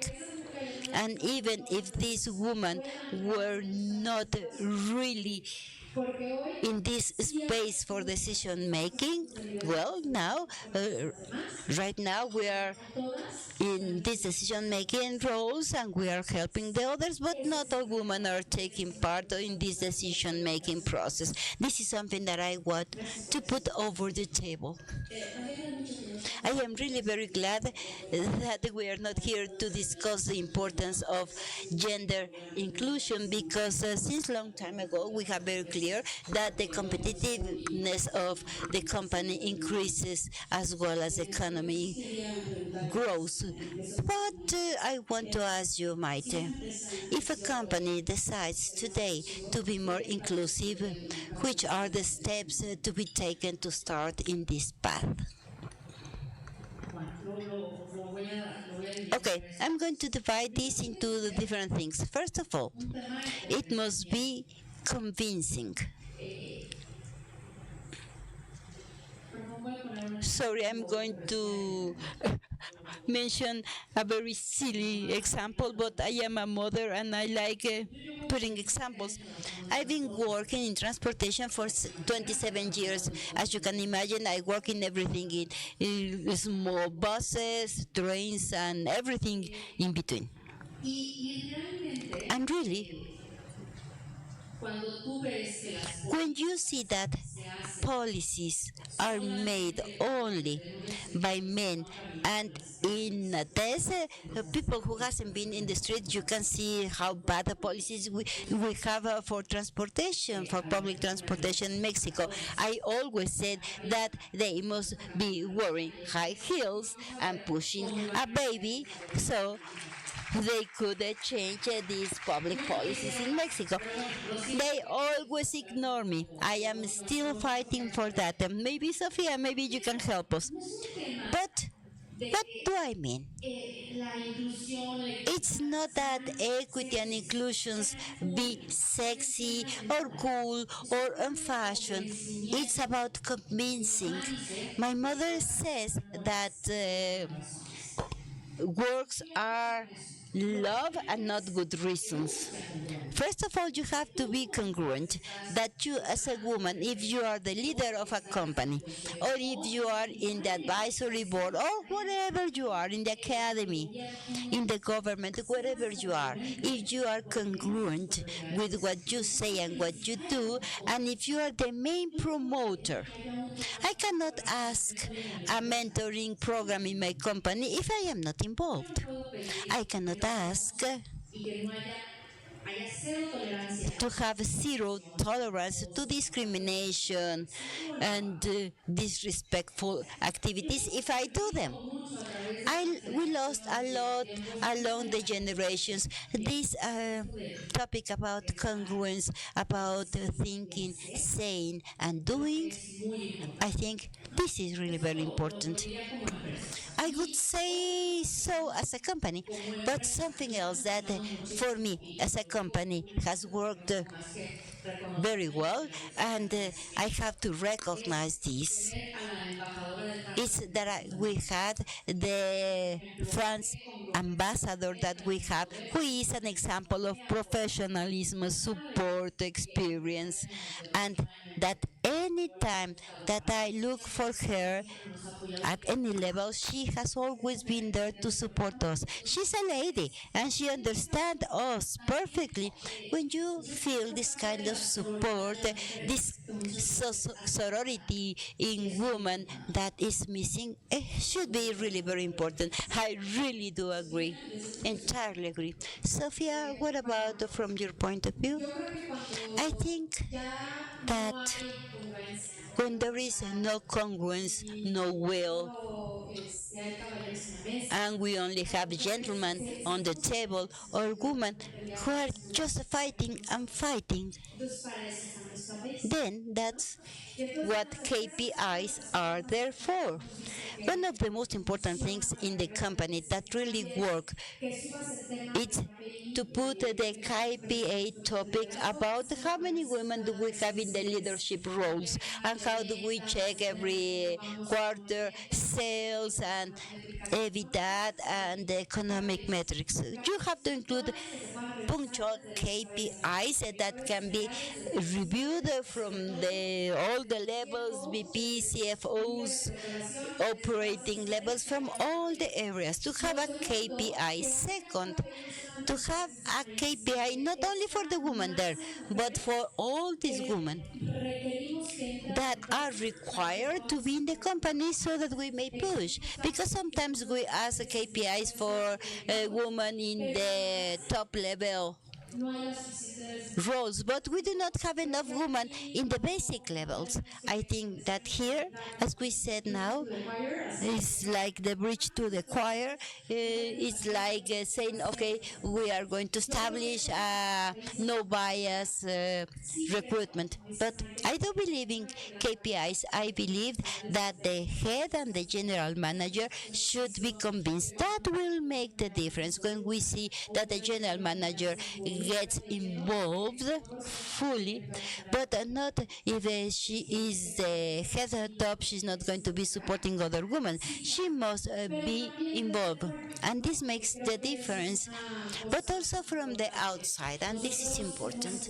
We have been pushing, for example, to change the chambers law. We are also pushing for the companies quoting in the stock exchange so that we can have more women over there. But this laws hasn't been passed, and I think maybe they will pass with this president, because this is the work that we must all do, because I think that all of us are in a leadership position. This is our responsibility. So that I think that I must not be the first one and not the only one, because sorority should be for everybody, and you should not be the first one nor the only one. And this is going to be attained by KPIs in companies. I entirely agree. And also the sector public are an example about how to do things. To end up this panel, I want to ask you for a last reflection so that everybody attending should take home. I have the three brief messages: education, education, education. We must continue getting prepared and trying that the rest of the people are prepared with access to education so that they can develop. Second, the highest challenge is to defeat fear. We are the ones who are fearful and who establish limits. And this takes me to the third one. I hope that those who do not speak Spanish understand me. Otherwise, I will try to understand it in English. Making mistakes is right. Everybody makes mistakes. You have to solve them fast. You learn more from mistakes than from applauses.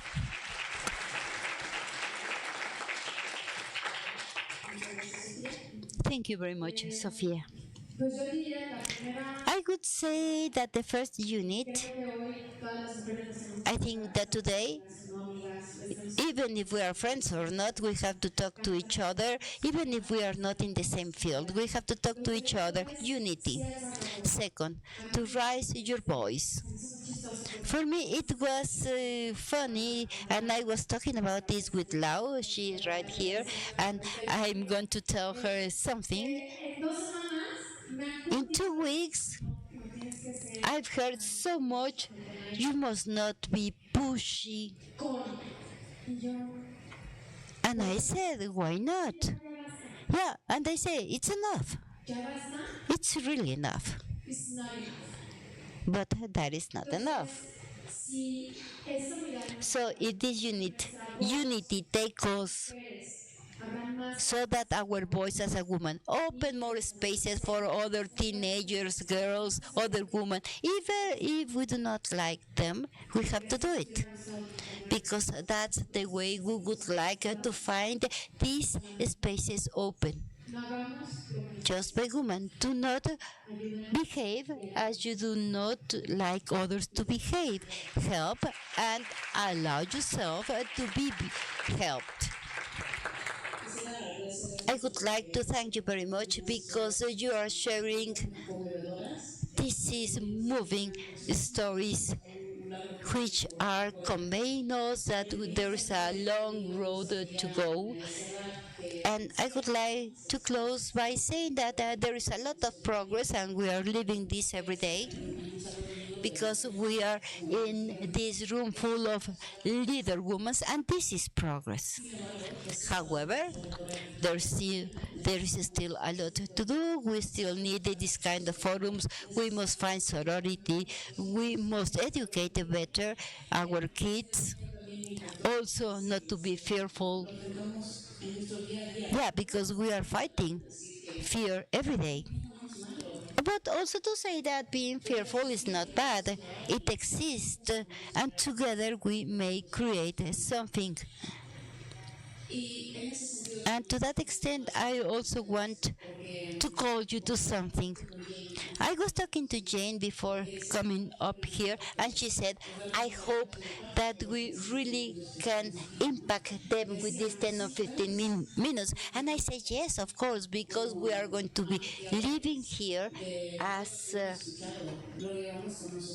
amplifiers, and everything that we are mentioning here or learning here can be used in our homes, in our companies, in our industry, and that will be to change for the better. Thank you very much. I invite you for a photograph, the official one.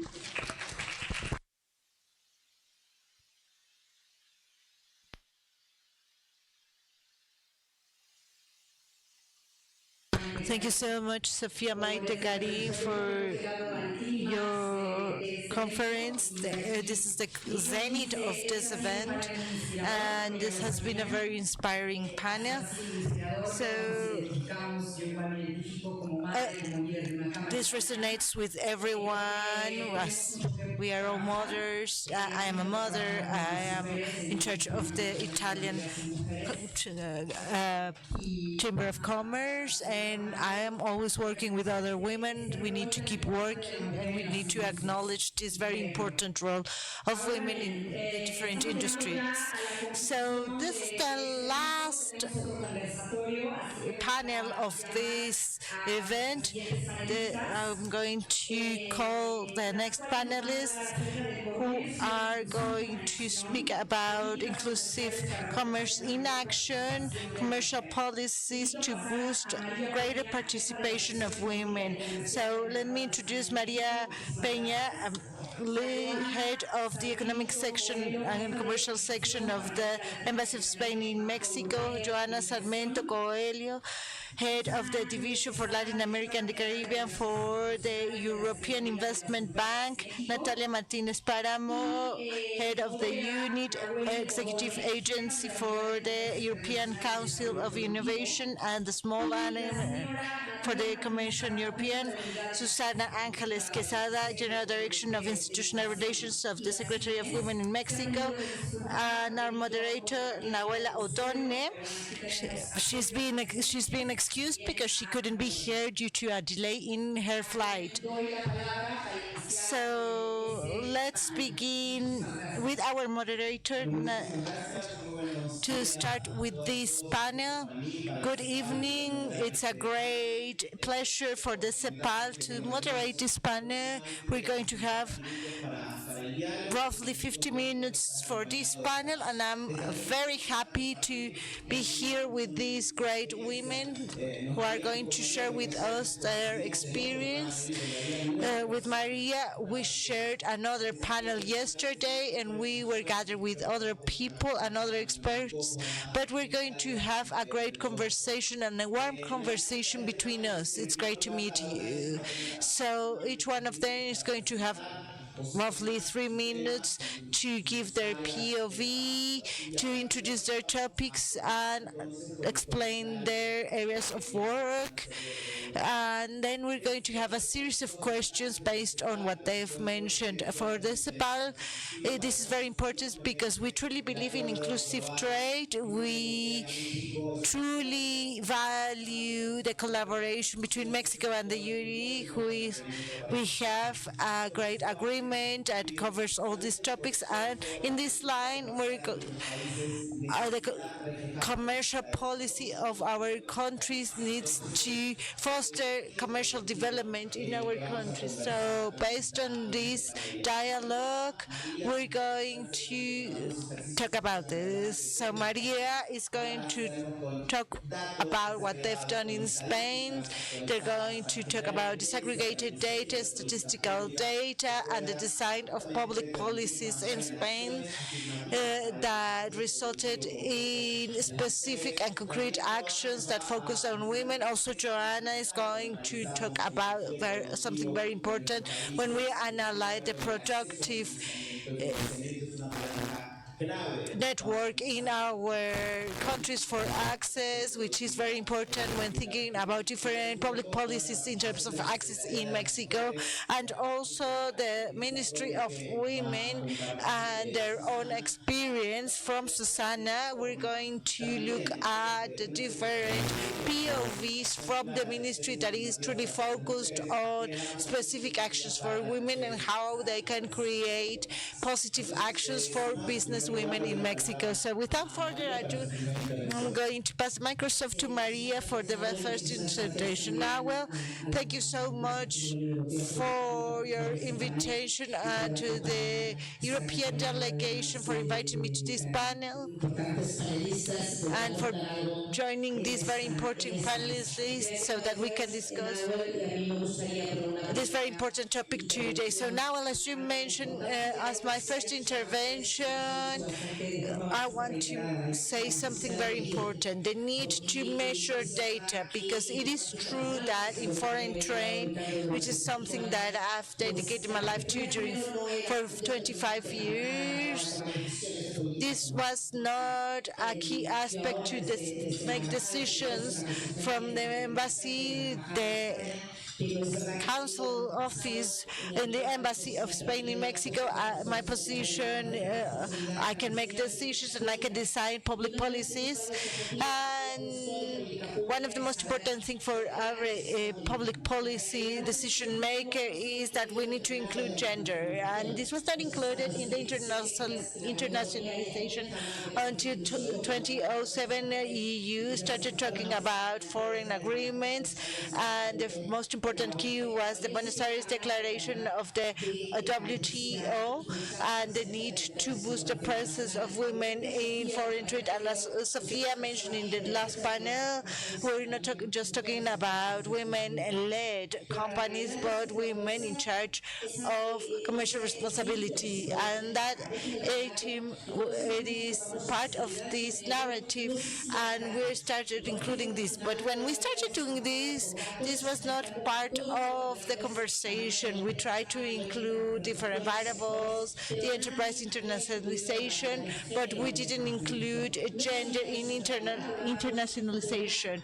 We didn't know what we were talking about. We talked about sensibilization, awareness, we talked about data, but we didn't know how to elaborate an evidence-based policy that included women in foreign trade and what type of enterprises were led by women in terms of internationalization, and how we defined these positions in the enterprises and companies.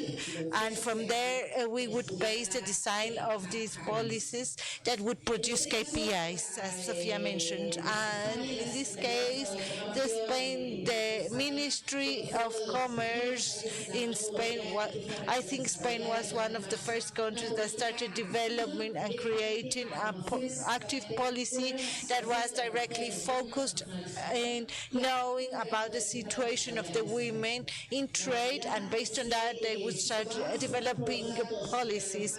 So if we would take the ECS countries, around 1,000 companies that work with ESEX, that was the public entity dedicated to internationalization, and this support around 20,000 customers a year, customers from e-sex. Only 12% of these were women-led, and that was the first starting point. And based on that, we would start working in other things because we didn't have anything.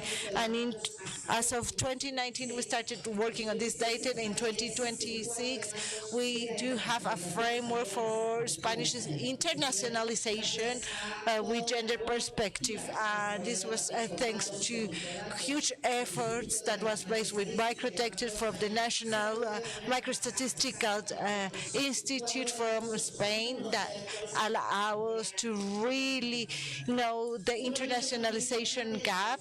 Another key element that I want to mention is that once we started analyzing the data, we started knowing what women needed, what women-led companies needed if they acted differently than the men-led companies in internalization, and if we could develop a policy that truly impact in the truly basing ourselves on the microdata of the women-led companies and how the services reacted and how they impacted services delaying, and we can circle back to what we can do to truly improve the presence of women and women-led companies in the market. Thank you so much for this first intervention, Maria, for this international perspective, how you collected the data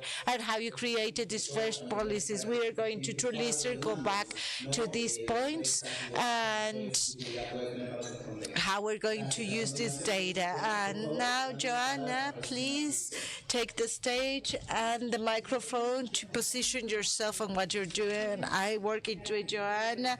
I work for the European Investment Bank.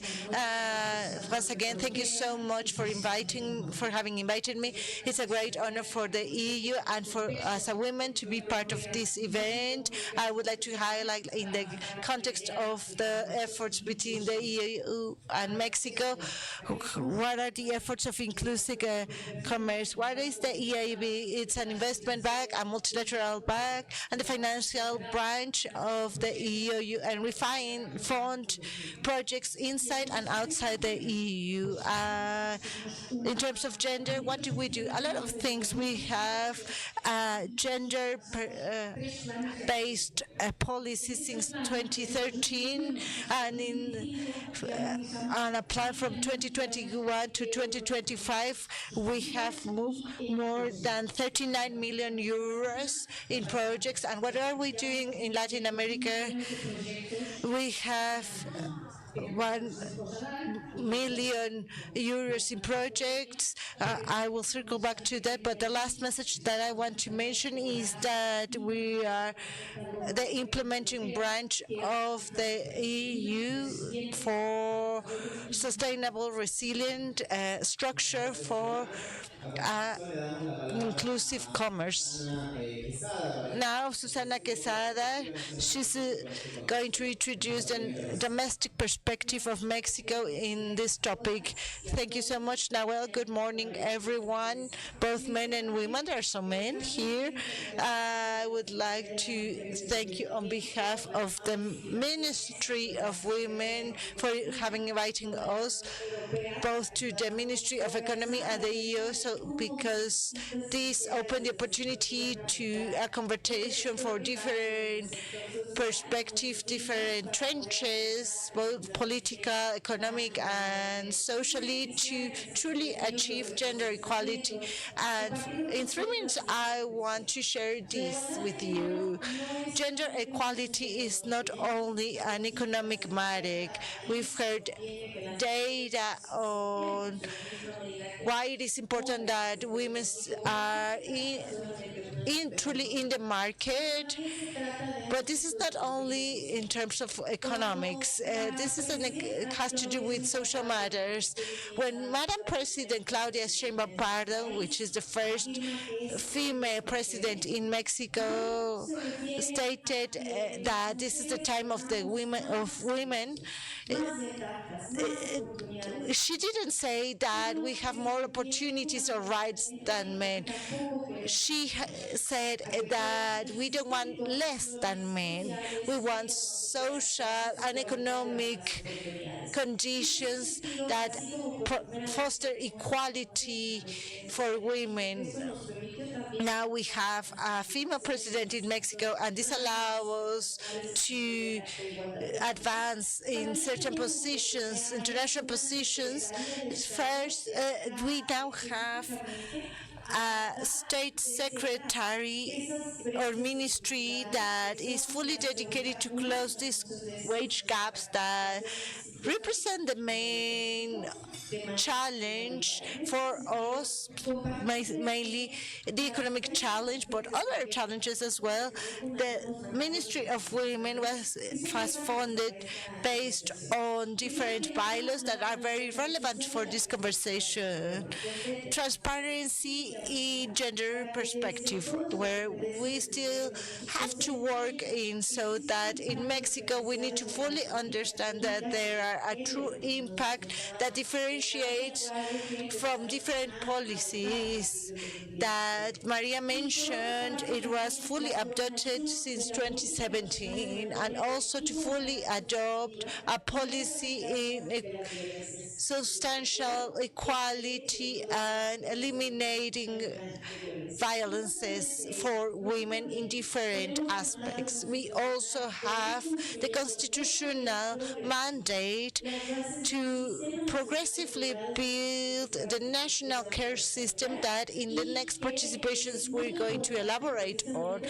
And this is very important to truly overcome these barriers that make it more difficult to participate fully, for women to participate fully in the market. And as part of this constitutional market, we also include another aspect that is part of our identity, which has to do with cultural change. So apart from the public policies that we have created, we need that all society, all people, both men and women that are part of the society, are fully aware of certain conservative roles, gender roles that represent a disadvantage for women, because we need to normalize equal participation of women in society. We still have to work on this. We have made a lot of progress, but we need to keep working on this, and we need to normalize the equal participation of both women and men in the economic and company sector.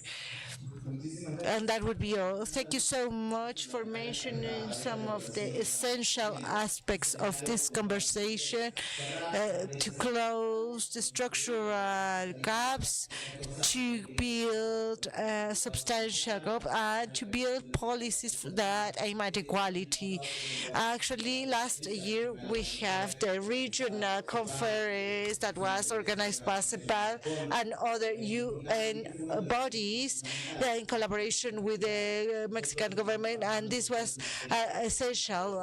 Care policies, we're working in infrastructure, in different support systems, so that we foster conditions and close the gaps in structure and different conditions. So, in terms of designing public policies, creating data and evidence, accessing funding, and also in third place to introduce this holistic approach for women. We have made some progress, but we need to still work on this, because in other aspects the gap is even greater. In this case, we're going to circle back to Maria so that she continue explaining us what they were working on in this process, these exercises.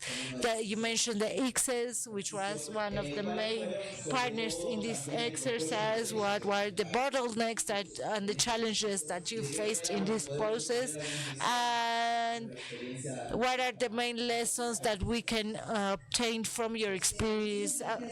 Okay, now, well, thank you so much. I would like to start with the second intervention by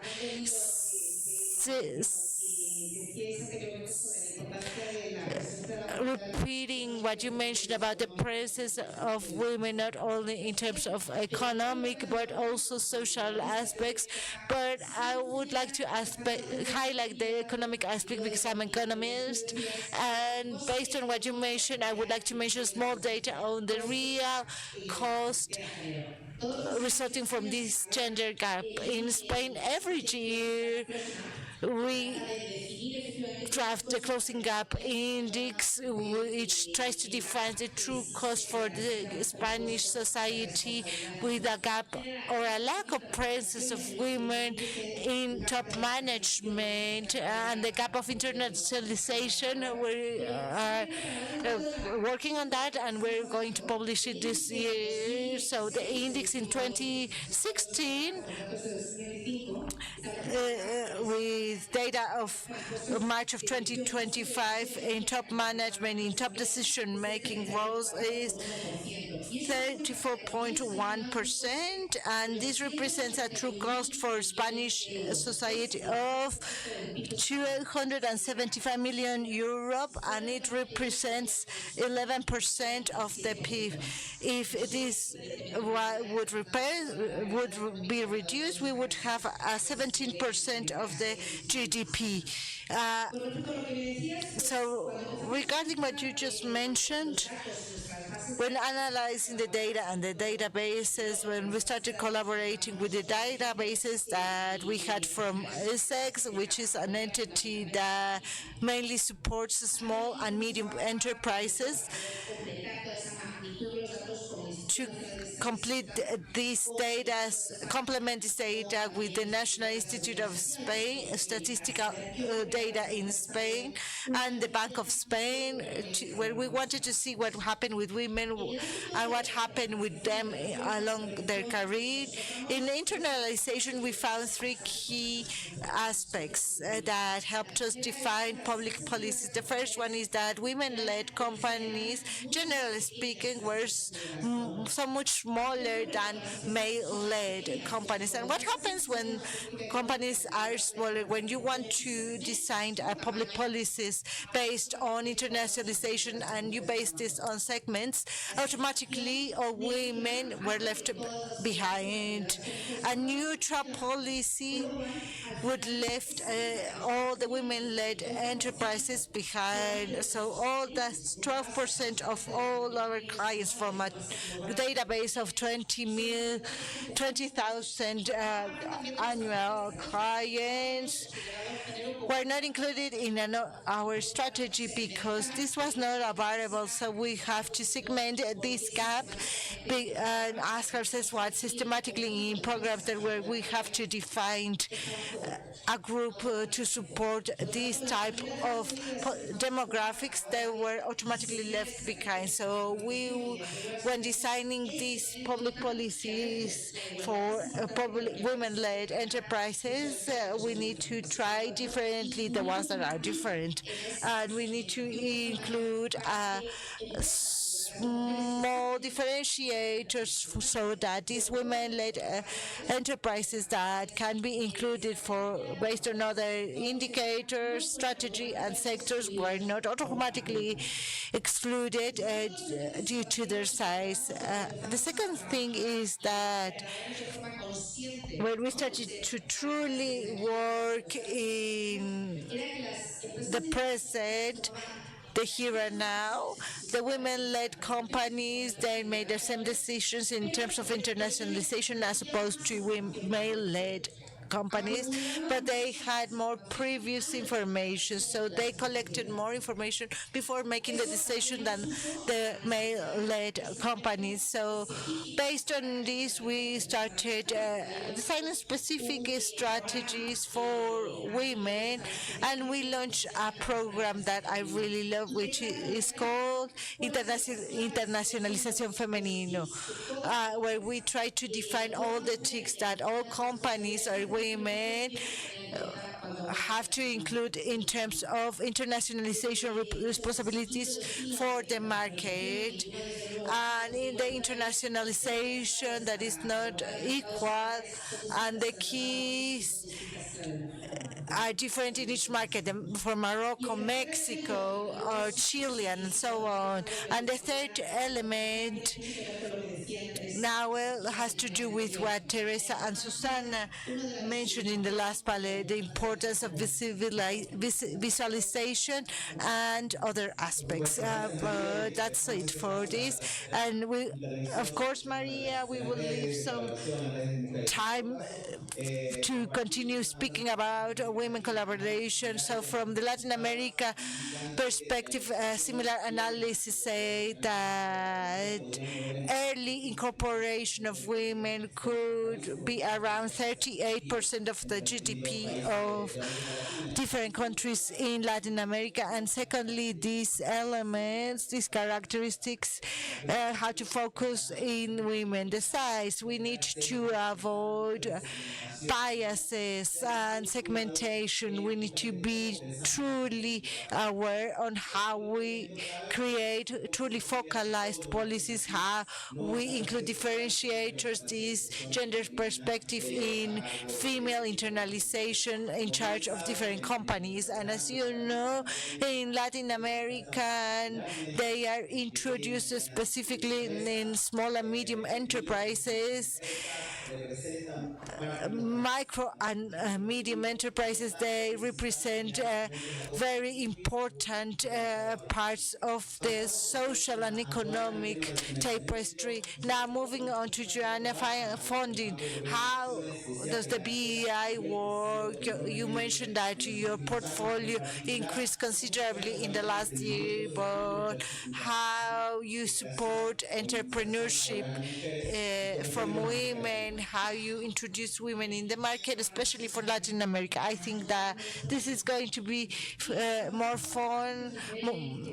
As part of the BEI policies, one of the 2018, one is guaranteeing funding and that this is inclusive and that our operations that are being funded, we work with clients that guarantee equality in all their operations. And I'm going to provide with an example, and all of them are in Latin America. For access in COVID, we invested 200 million in Brazil, in the northeast part of Brazil.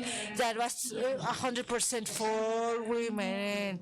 We're talking about a huge part, a whole new world for women that are entrepreneurs. We talk about a part of Brazil that is surrounded by inequality. A lot of women are the majority of the workforce. A lot of children are working, and this represents development in the region. We want to foster this type of policies for access to women. For the Development Bank of Ecuador, we invested in municipalities and rural, so something that served for everyone. But this represented a huge part for women, for the domestic farm, because we're not going to say that domestic work is not the same for women and men, not even in Europe. So in Europe, we saw the same thing. This hugely impacted the quality of life of women and the families as well. We women, if we improved our health, we are responsible for that. We are resilient, and we can guarantee, if we guarantee an infrastructure, a house, and access to water, this hugely impact their health.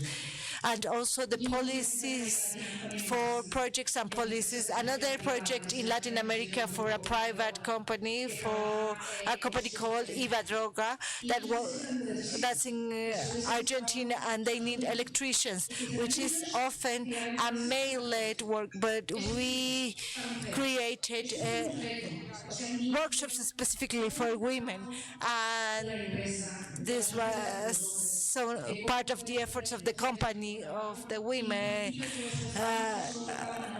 because this was something that we all thought would be only for men, and this was a success, and this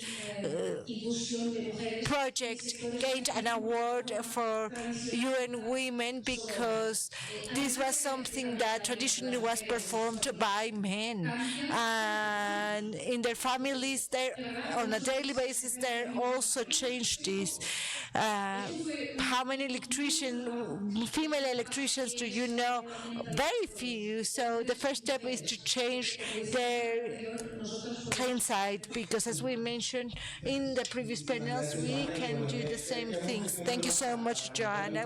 It's a beautiful example to break our mental barriers and our preconceptions so that we can perform any job and achieve our goals. This is important to design public policies. We need to include these in these policies and projects, actions that allow us to develop people based on our needs and what we want to do in the rest of our life. Susana, you mentioned in the introduction the political change resulting from having the first female president and having a specific government body focused on women. Susana, what are the specific actions that are being promoted by the Ministry of Women, especially to strengthen the inclusion of women in the productive tapestry and including them in the workforce? And what are the specific actions to avoid gender inequality? And that's something that has to do with what Joanna mentioned. How can we transform gender inequality in terms of production to foreign trade? Thank you, Nawel. As I mentioned before, as part of our constitutional mandate is that we need to work on gender approach that is comprehensive. All the efforts of the Mexican government needs to have this approach. And we need to fully understand that all budget actions and this decision that is made hugely impacts and directly impacts both men and women. And based on this, we're going to address public policies. And something that we've been working on is that from our trenches, we want to make this gender component more aware and more visible in all of our efforts, because foreign trade is not foreign to gender. We need to include different differentiators from a gender perspective to complement these. Some moments ago, one of our panelists talked about some of the projects that we're working with the Ministry of Good Governance, where we are creating an instrument for public purchases, where you mentioned that women participate in smaller companies, they have less access to information, and in terms of population, it is highly documented that a woman in Mexico, just to be women, is statistically more prone to be poor or to have less access to education still. So based on this scoring instrument, we designed a methodology to provide more tools to women-led companies or those that have more women participating in their structure, so that in that sense, the economic gains are more are distributed with more equality. And I also would like to highlight some of the similarities that we found in this event in terms of the diagnosis, because we've talked about historical challenges, not only in terms of foreign trade for women, but in terms of domestic trade as well, occupational gap based on the gender. The female economic activity is focused, as you mentioned, most of the time. Women focus their economic activity in spaces, in productive chains that leave less profits. And in that sense, we have a fight, we have a cultural fight. And I circle back to this. I mentioned culture because this would allow us with tools that overcoming the gender barrier is sustainable on long term. We also need to boost that 1,030 centers we promote and we foster a change on traditional gender roles. You know, for example, motorcycle fixes. You know, a lot of people currently are using motorcycle as a means of transportation currently, and this is a trade that has good wages and salary, and we are fostering this type of trades. But we have also observed other types of barriers, which is the unequal access of access to technology, certifications, and other productive tools, commercial information, and company or corporate networks.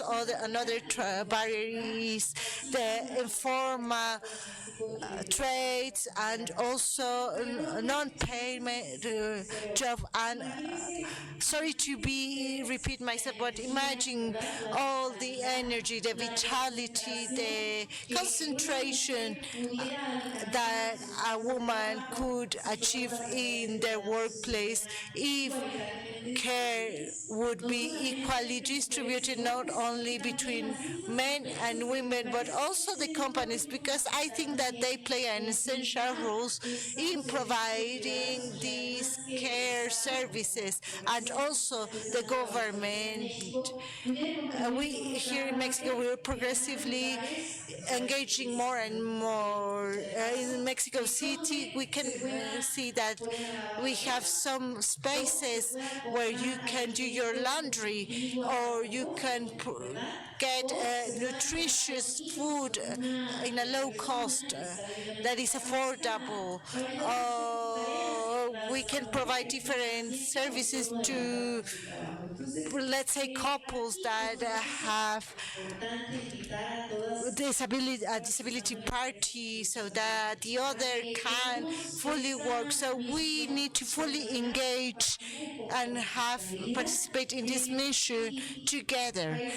And to close this participation, we have also identified that there is a low representation in the commercial and economic decision making, and a lack of disaggregated data based on gender and sex, as we've heard.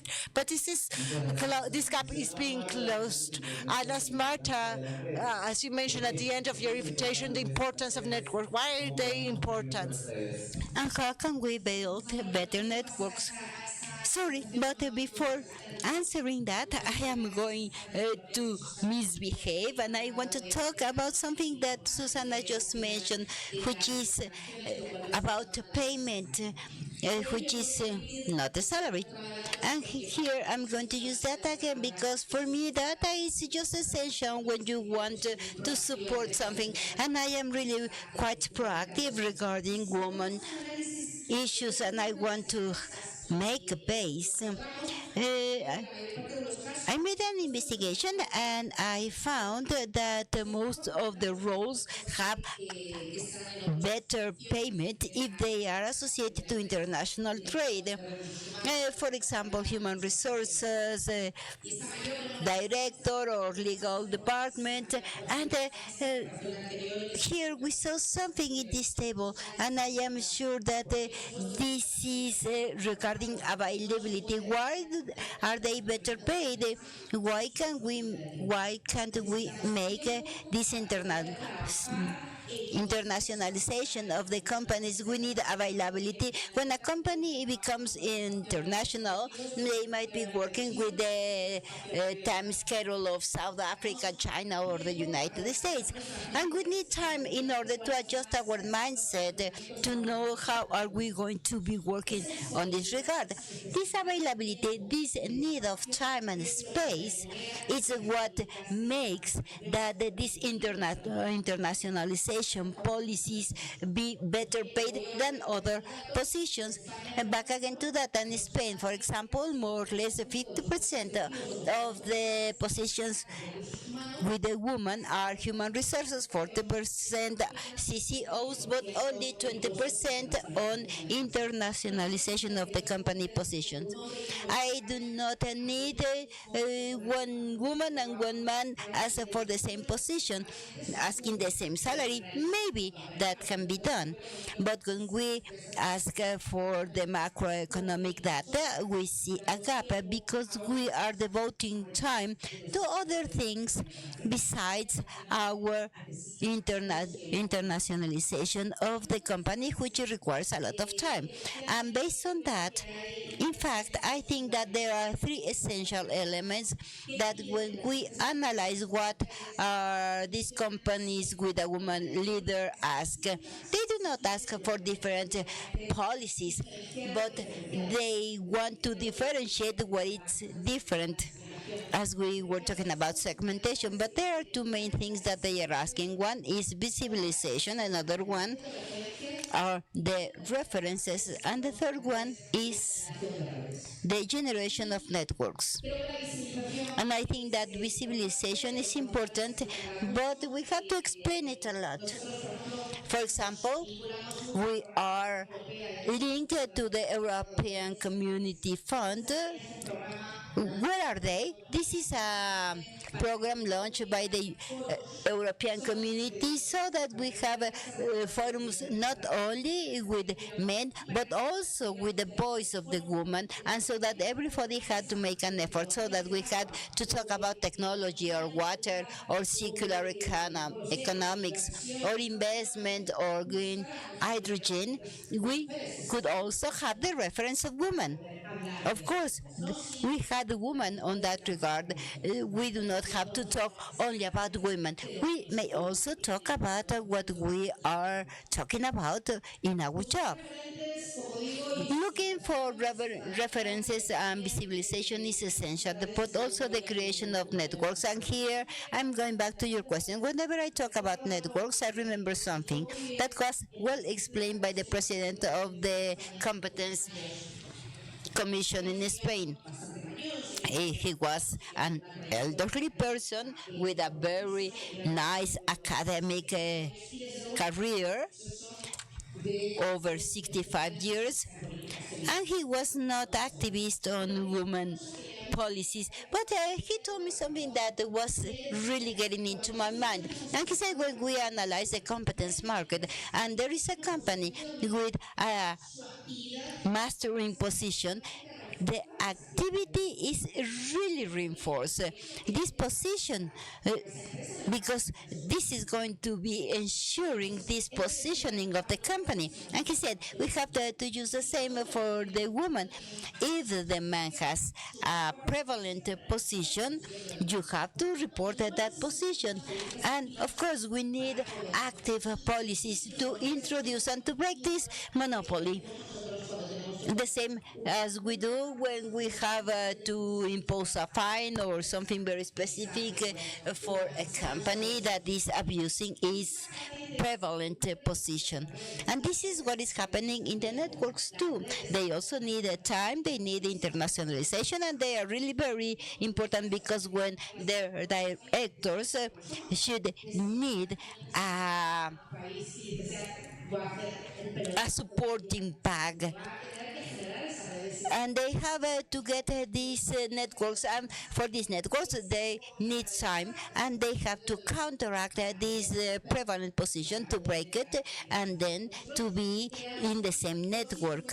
So here we created two important tools. The first one is to bet with no complexes toward having a positive discrimination policy. And I mean with no complexes because nobody likes quotas and nobody wants to know that he reached a position thanks to someone else. But sometimes we need to do that.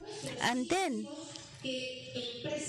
we make that the companies receiving from index services had a better rating than if the company was under the leadership of a woman.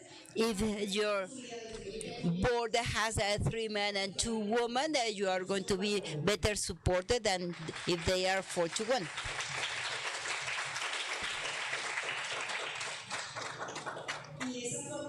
And in such way, we promoted to have women in the internationalization team.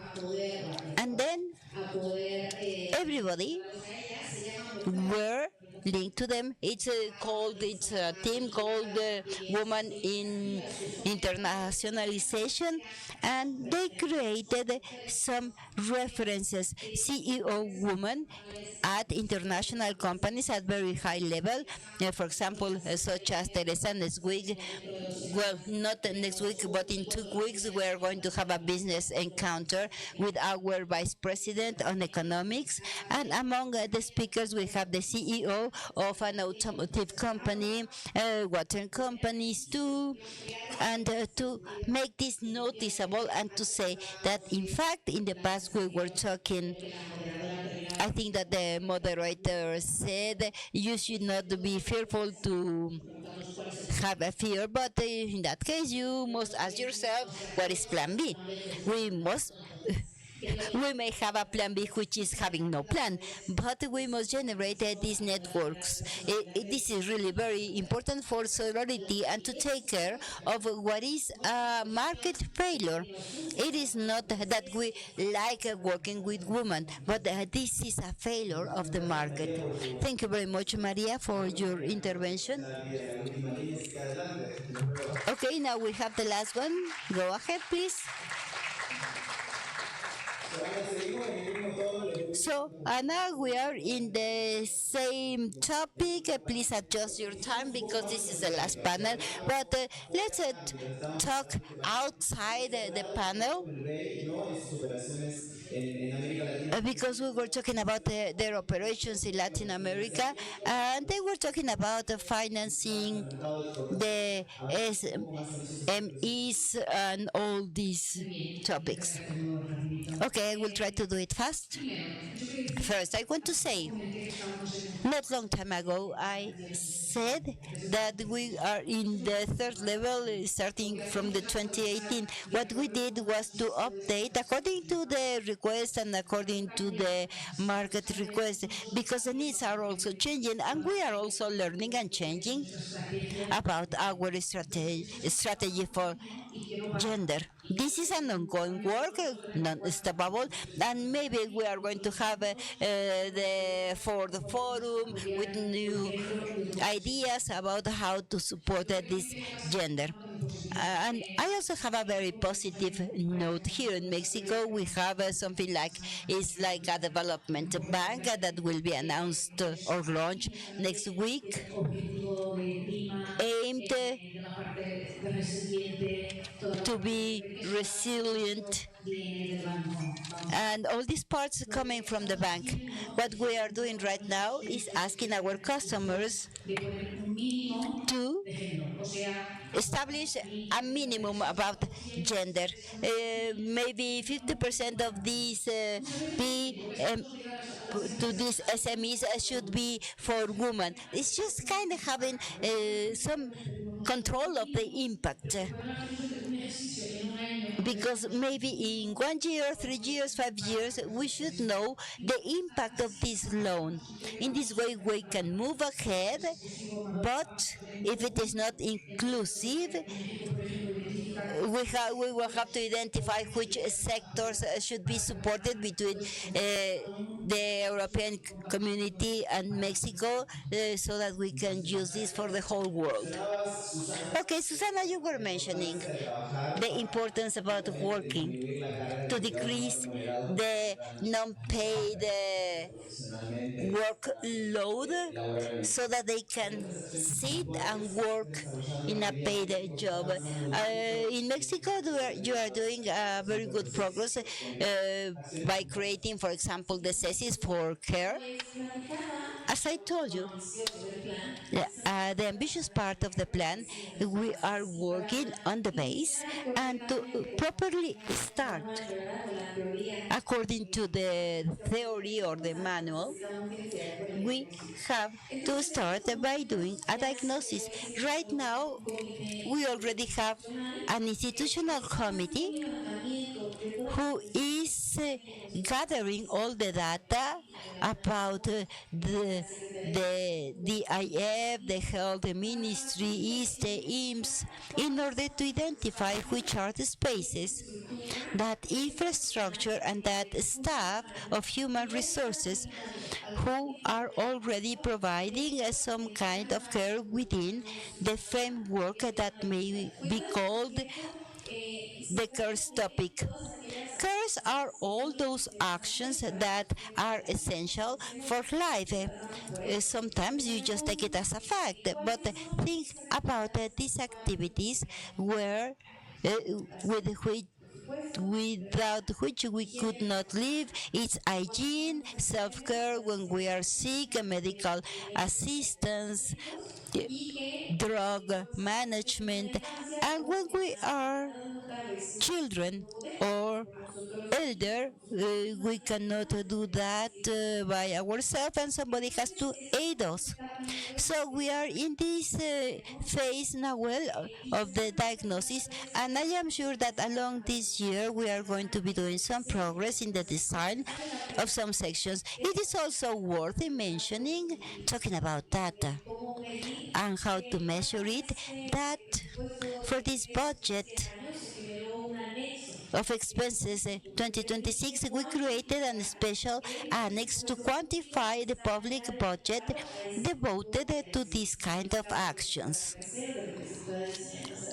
It doesn't matter how much is it going to be growing, and also talking about the networks which are valuable. And let me tell you that within the women's ministry there is an area called general coordination or linking and follow-up, which is focused in doing these relationships, and I have an area through which we are closely working with business associations and also with the area of international feminine policies, where we can find some international projects that may help us to have a good effect on groups of women who are highly vulnerable. And we are going to be adding the reflection about the importance of network. Right now we are at a moment where we need a certain economy, and I have to manage the time for this session, otherwise I'm going to be the gentleman seated in the table who is not doing a good management of time. So my question is, what are you taking home from this panel? Please just put it in your preferred network, but very briefly. Maria. I am going to say that this internationalization that needs time And except for the beginning, all the care is right the same with no gender difference. Joanna.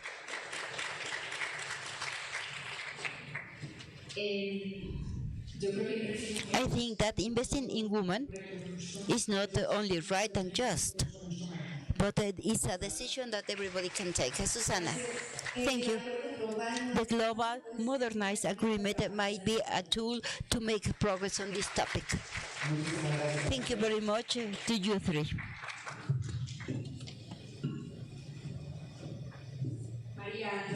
Maria, Joanna, Susana, thank you very much for your intervention, quite objective about the interventions to reach this equality. Thank you, Nahuel and Sepal, for accepting being the moderator for this session. The picture, please.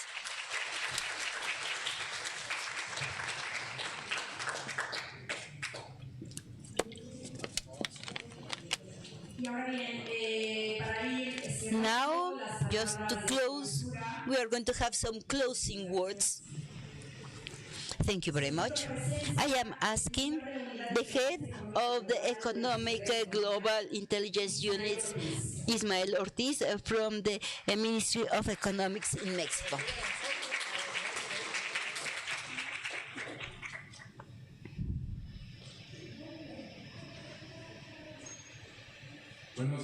Good morning. Good morning, everybody. Ladies and gentlemen, it is an honor for me to be here with you today.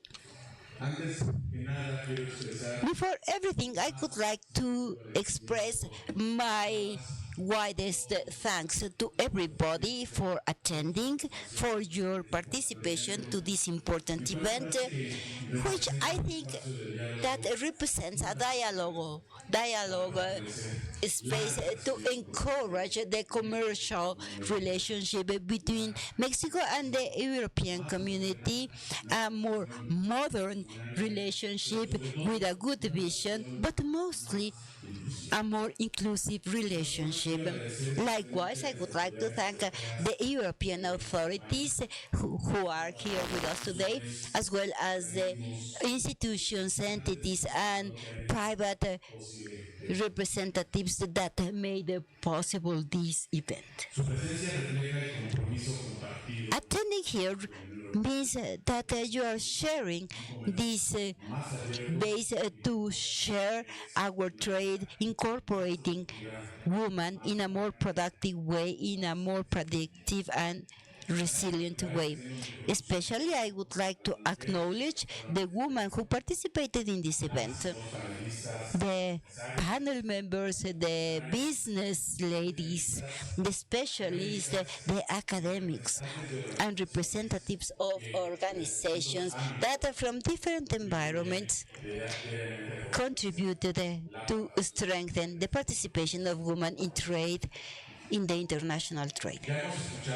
We heard that we are living essential times, especially on the value chains, and it is here with inclusive trade acquire more relevance within the international economic agenda.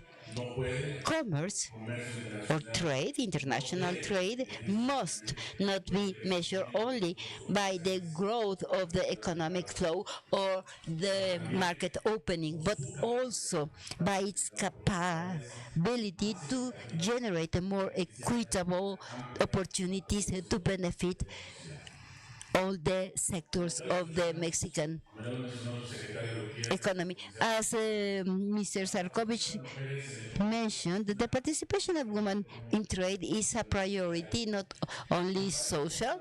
It is important to remember that, as mentioned along this morning, women are still facing a lot of challenges to be incorporated to the exporting sector. And let me mention two of them, which I think are the essential ones to close these gaps. Number one, access to information about the products, and number two, access to financing. From this perspective, the woman empowering represents a great strategy to establish competitivity, innovation, and sustained growth of our economy. Mexico and the European community showed a firm commitment about this interim trade agreement. It represents gender equality, which is an important acknowledgement of the gender perspective from the commercial point of view and to strengthen this bilateral relationship. This declaration is really important, not only because it establishes a joint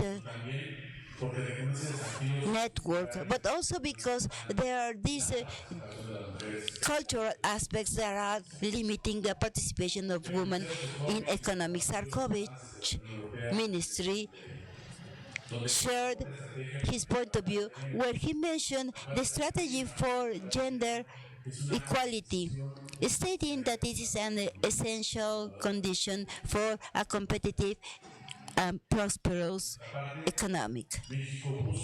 Mexico is trying to promote the leadership of women through different strategies such as women through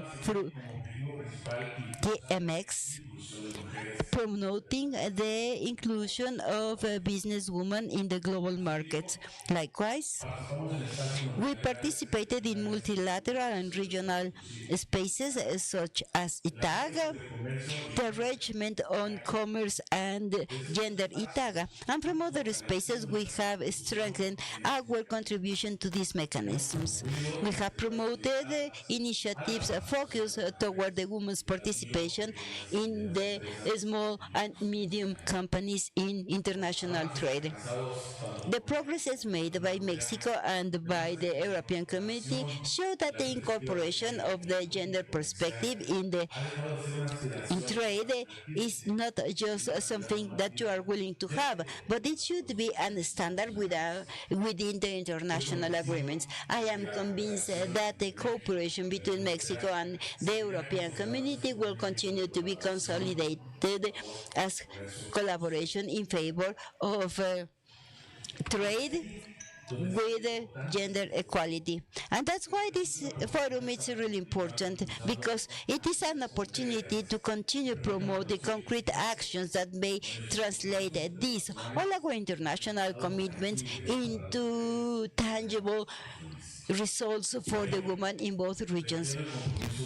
Now, therefore, I reaffirm the commitment of Mexico through the Ministry of Economy to continue working very close to identify solutions before the challenges that we have in our current global challenge, with the public policies which may benefit everybody, men and women, that progresses, but mostly the challenges acknowledged here and identified here should allow us to continue creating a more inclusive policy where gender equality is not only the aspiration or the goal, but an essential condition for the economic development. Again, I will thank your participation and the commitment of everybody who participated in this joint event, and we will continue working to incorporate more women in the international trade. Thank you very much and good afternoon.